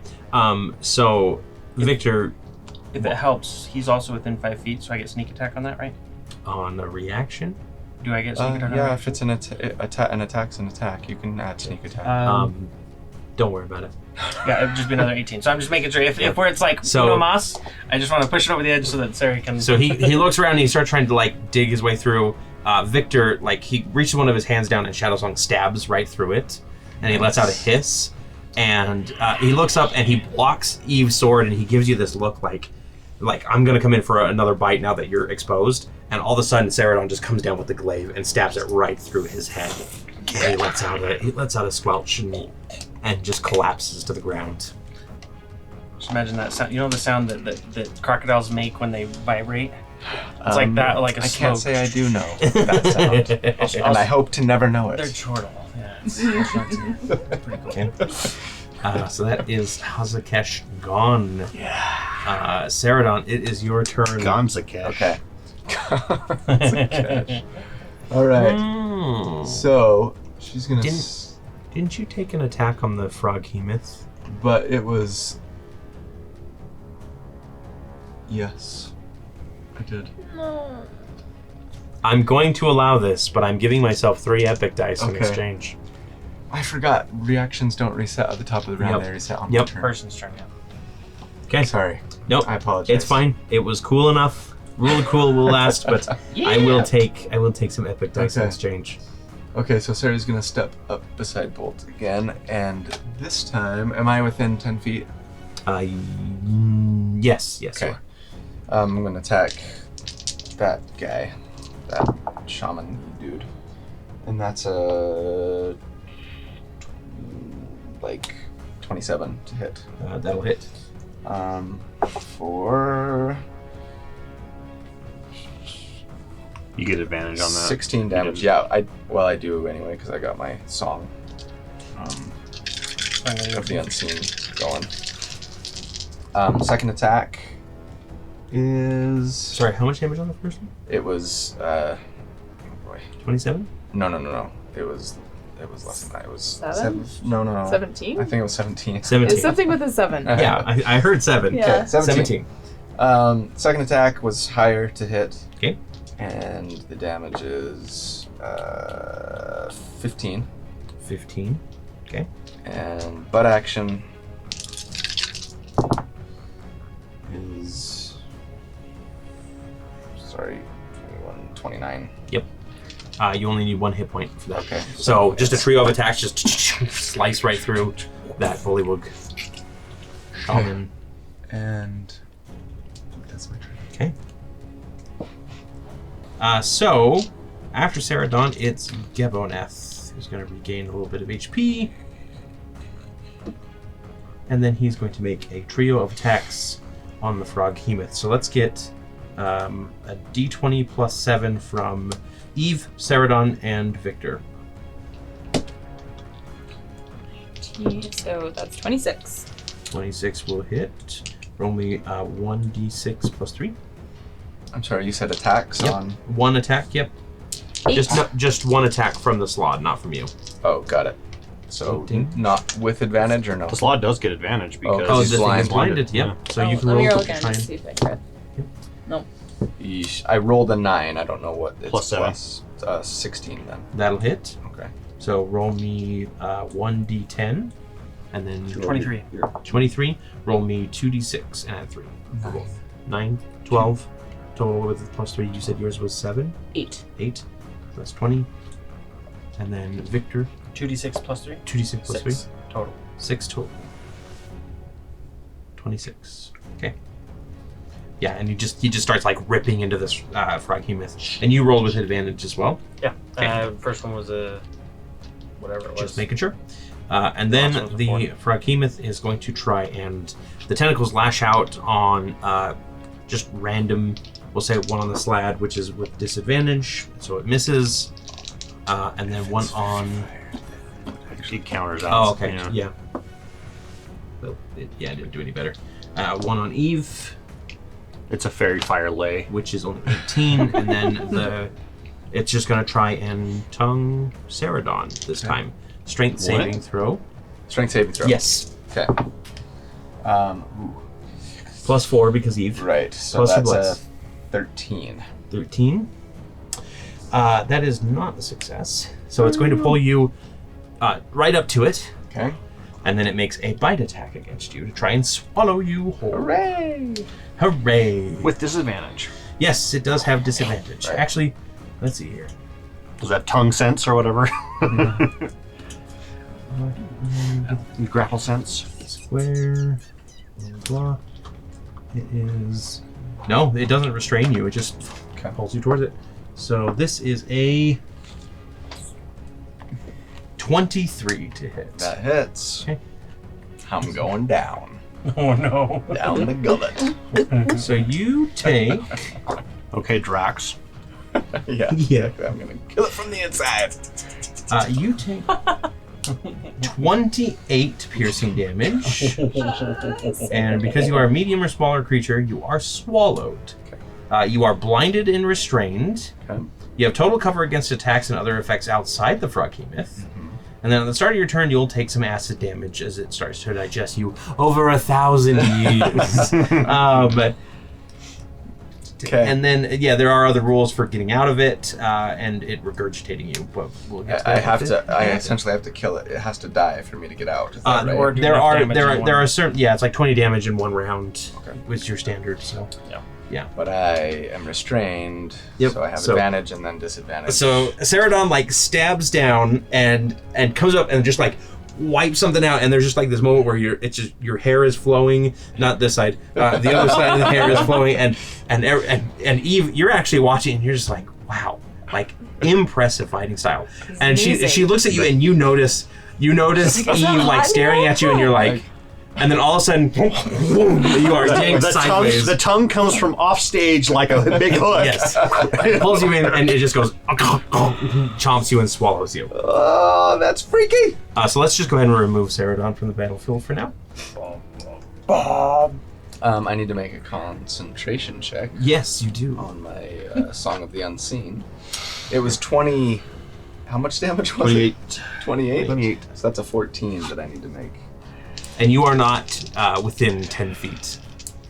Because isn't it people within 10 feet of your aura that you can see? It's not. See. No. Yeah, you still get the aura. Give it to me? Alright. So, and I still I have can bless. feel you through his stomach. So that's a lot. It's like 18 You're plus 7. 25. Okay. Does that mean, because it can't really perceive you, does that mean it doesn't really realize that it ate something? Yeah, it's just kind of like, I'm still hungry. Like, did I eat? What are you, rice? Yeah. You know? Next up is the bullywugs. The two left. They're gonna look at each other nervously, and then they're just gonna try and stab at. Are there 3 left? Oh, that guy is recovered. He'll jump up on and. I mean, what? And he hits my cloud of daggers. 4d4. Oh, That's yeah. right. He Yep. enters Yep. space. Gotcha, DM. Gotcha! 11. That's enough. Yeah, you literally just. He jumps like, in. He doesn't see it. It's the blender. Blended. He just sees There's your like- blender. It's like falling into a helicopter blade. frog, There's nothing left. frog blender 3000. Ooh, frog legs for dinner. The highest is 10 to hit you. Both of Yeah. us. So just. Yep. You're just like easily like blade defending. You're just defending. Like you don't have to qualify it. Okay. And then it is the Gnolls. They're just going to go ahead and strike at, we'll say, because 2 at Victor. gone. Yeah. That's a miss on Eve. First one's a miss on Victor. A 20. Does a 20 hit Victor? Okay. They hit something. And a 22 on Bolt. That is exactly. Okay. So you both take 3 piercing damage. Okay, I'll just take it. Okay. It'll be one of these are spears they're throwing. No, they're both. They Oh, have bows out. So. I was gonna be like, One bolt. Okay. And then back up to the top of the round. Oh no, Eve. Sorry, I forgot. It's Eve, okay. It's your turn. I hardly do anything. Yeah, I want to try and get this. Eve, I'm coming in after you. Dive in. Sorry. Sorry. You did We all it. get to So, am I within? Yes, Yeah, you you are are okay. right next to the frog. That's him. Is this with advantage? Yes. Because it's still blind. It's blinded until the end of your turn, right? Till the end of the attacker's next turn. Oh, okay. So it is So, not blinded. Not blind. So this is not with advantage. Just roll once. Okay, let me re-roll that. Yeah. Plus your plus. That's 19. 19 will hit. Okay. Now. Oh, wrong thing. 7, 8, 9, 10. 10 damage. Hmm. Okay. Second attack.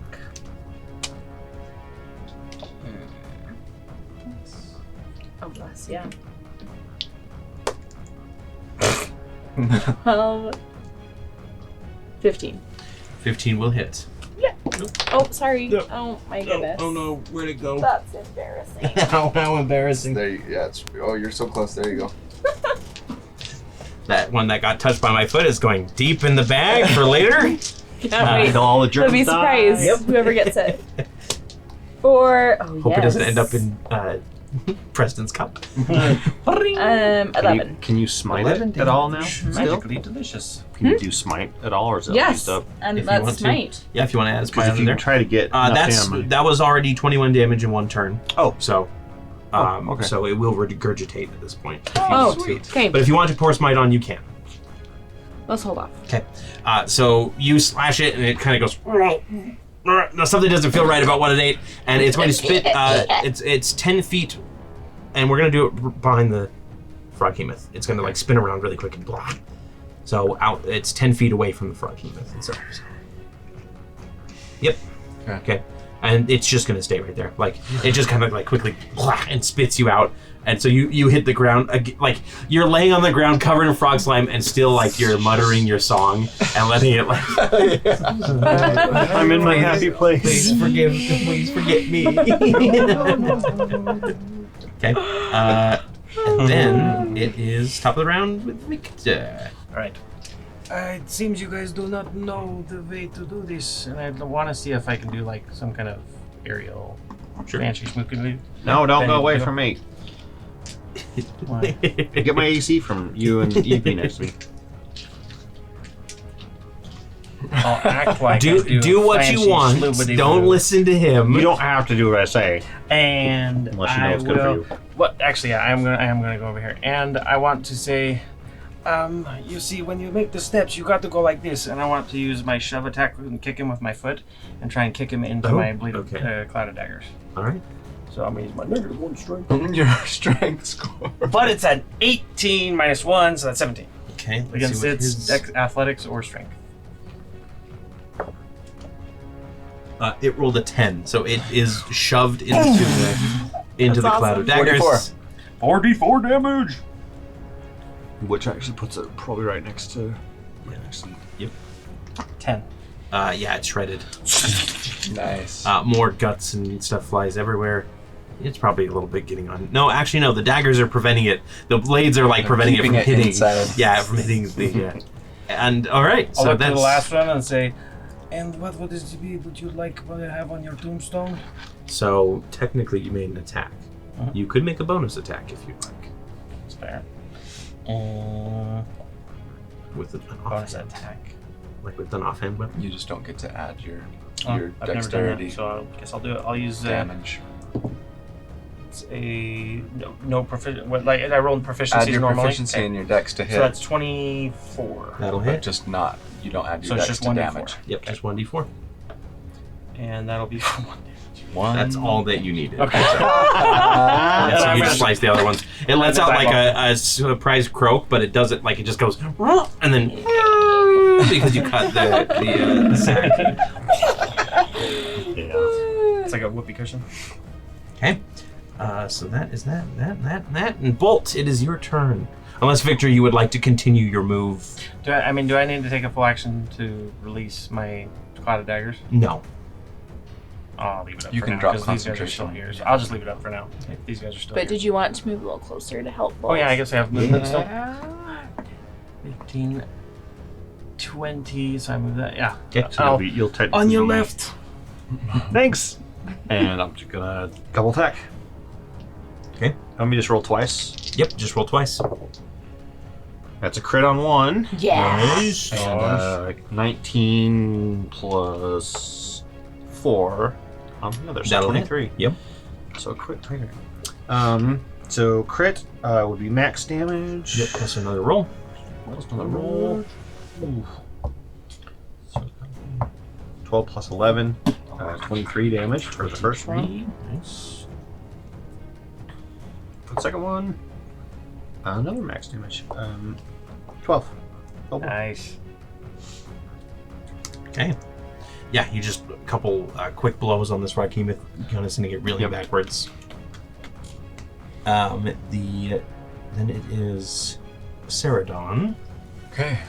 Half my movement to stand. little break dance with Craggy Yeah. to spin up. And I'm gonna move 5, 10, 15 Yep. here and attack the Froghemoth. Okay. Really not your type, big fella. Glad you realized that. That's a 15, 23 to hit. 23 will hit. For 8 damage. 8 damage. Okay. Next attack is a higher Alright. for 14 damage. And butt action is higher still Okay. for 7 more damage. 7. Alright. Yeah, it is still up and kicking despite a bunch of new scars in its flank. Anything else you'd like to do? That's it. Okay. Yeah.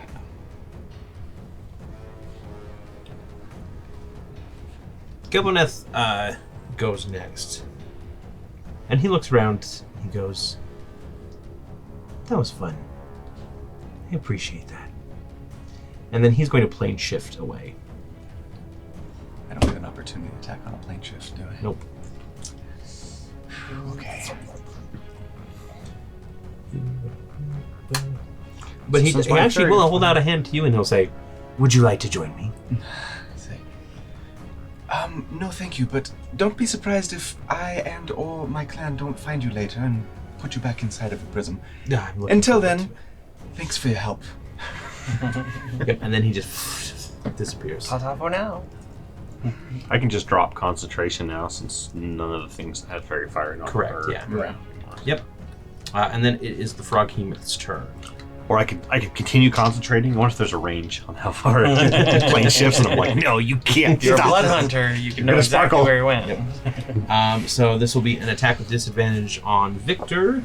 Okay. Which is a 16 to hit. Hits. Okay. This is a tentacle attack here. Tentacles. Tentacles. 10 tickles. 18 bludgeoning damage and you're grappled. I actually use my reaction Okay. to take the damage. Okay, so you're still grappled, but it starts to like squeeze around you, and the the Aldsteel shield kind of like encompasses you and takes the brunt of it. Okay. It's not very impressive. I'm not that strong. And then tentacle attack on Eve. So I'm restrained. You are Just just grappled. grappled. Okay. Yep. Grappled condition. Which got is it. a Just count. 15. Miss. And then because it's already got This you is why grappled, you stay close. And that, you know. so the tentacle whips down and you kind of like dodge backwards, and then the tongue comes whipping out towards you. So make me a strength saving throw, please. Don't let him kiss you, Evie. It's really gross. Let's see. That is a 24. In the modern version of this 24 game, the save. frog hemoth is just like a fat Gene Simmons. Okay, that is the frog hemoth's turn. So it is now just some attacks by the gnolls, one on each of you. Miss hit on Seredan, unless you have I have my song up. 20. So that's Oh, that's disadvantage. miss on Seredan. And yeah, just miss on everybody, looks like. Good job. And then Eve, it is your turn. Okay. We just yell at the nose, quit it, or we're coming for you next. With my long sword. Long sword. Top of the morning, G. That is a 15. 15 will hit. For a 9, 10, 11. 11 damage, okay. Second attack. Not very good. Oops. Probably miss. Let's see. 10. 10 will miss. Yep. Okay, Victor, Alright. you are grappled. I'm going to use my bonus action. Okay. I'm going to click my heels. Not that I can go anywhere. Mm-hmm. And then I am going to... So to get rid of that, I would have to do a strength save. It's an athletics or acrobatics check, I'm going to use an acrobatics check. Okay. We're going to do an acrobatics check. I believe. I'm going to try and, like, bite his tentacle and jump back or something. Tuck and roll. That is a 26. Yeah, so you kind of like shimmy a little bit and squeeze out of it and like jump backwards. Yep. No And then grapple? with my... So the grapple ends and I have my full move speed? Yes. Okay, so I'm going to move as quickly as I can to try and flank him.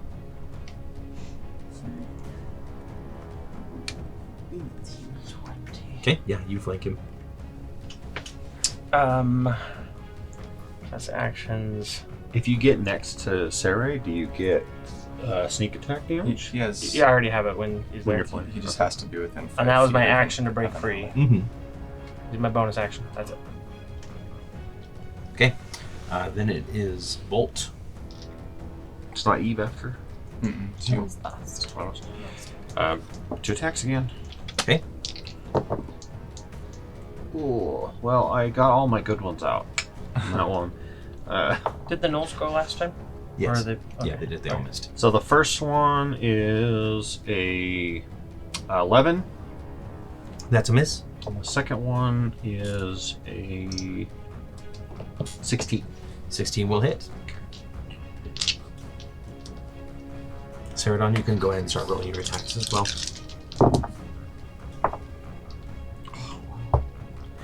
5 damage. Okay. Because I rolled the lowest I This can. thing has a bunch of like bruises and, And remember, cuts so now it's got points, but it's every time I do that, it's my Thunder Gauntlet. So yes, it has disadvantage. disadvantage on everything but me. Okay, so my lowest roll was an 18. Yeah, those all hit. So the first one is 10 damage. Okay. Second one is 8 damage. Okay. And the last one, 6 damage. So a total of 24 damage. Mhm. Well, I didn't think it was going to get another turn, but it's not dead yet. So Not dead yet. No, I'm gonna save. You will be in a minute, though. yeah, so let's do a pair of attacks. Tentacle attacks, one on Eve. With disadvantage. Yep, disadvantage. 18. Miss. One on Seredan. Or disadvantage. Yep, which made it a natural 1. Its tentacle comes down and you just slice it off. And then the tongue attack on Victor. Make me a strength saving throw, please. I'm really good at this. It just does like the limbo move. And wow. Yeah. Yoshi's you. Ooh, 16. Not enough. So you go straight towards it. Oh, with bless. With bless. Hold up. 18. That's enough. Oh. Yep. So you Plus 4, right? you see it coming at you, and you don't think that you can dodge in Oh, time. he's too No, far. you're too far right. So it's coming at you. You don't think you can yeah. dodge in time, Bless and then is you feel like Is it a dex save? It's so good. no, it's a strength save. Okay. It's a strength save. Never Yeah, mind. but for flavor, and you feel like this little like roar. You hear this like roar of a panther in your head, and it causes you to like step to the side a little bit, and it slams into that pillar. And we'll say that the pillar comes and breaks away and slams back into the froghemoth. So roll me 1d6, would you? If I can remember what D6 looks like. That's out of the box. Come on. 5. 5? That is exactly enough, and it crushes the froghemoth as it comes down on it. Killed Awesome. itself. At which point, I didn't mean to do the that. gnolls like rear back for another strike, and then they just stop, and everybody just kind of goes quiet, and you can look up and you see Urgoblath has his clawed hand up in the air, and then he goes, "You are impressive, but you have cost me a lot. Bend the knee and serve me, or die." While he's talking, can I cast lay on hands on myself? Can I Yeah. heal myself with lay on hands? I will say, yes, sire, I am happy to serve. And I'll run as fast as I can and try and jump up this thing with my boots of speed going Okay. to try and see if I can get up to close to him. Okay. In his threatened range. Yeah, so go ahead and, make your attack. Just an attack roll? Okay. Yep. Yeah, will I be able to get up there? I believe so. Yeah, I think Well, it's not that long. Doesn't bode very well because I'm falling there. But whatever. Late night math. 14. I assume that misses. Misses, yeah. So you go rushing up, and he just kind of like And I'll just like slash pushes at you him. back down the stairs a little bit. Not like tumbling down the stairs, but you go like skidding backwards. And he goes, "Very well. It is death. Marana, unleash my pet." And That wasn't your pet. the portcullis rears back up, and you guys see all of the water start to shake with the thunderous steps as a Tyrannosaurus Rex comes out, and that's where we're going to end tonight, with that looming over you guys, and Urgoblath as well. Good job tonight. It looks like there is still some danger ahead, but we will see where that leads next time. Thanks everybody so much for watching. Thanks, guys. We hope you like it. Go check out the Discord. Go check out the Reddit. Links in the description below. Yep. And don't forget to do all of the fun stuff Like, comment, subscribe, comment. Yep. Tell us if you wanted to see somebody else get eaten tonight. I don't know. I don't have a good one for you, but whatever. But until next time, bye. I was going to say something way inappropriate.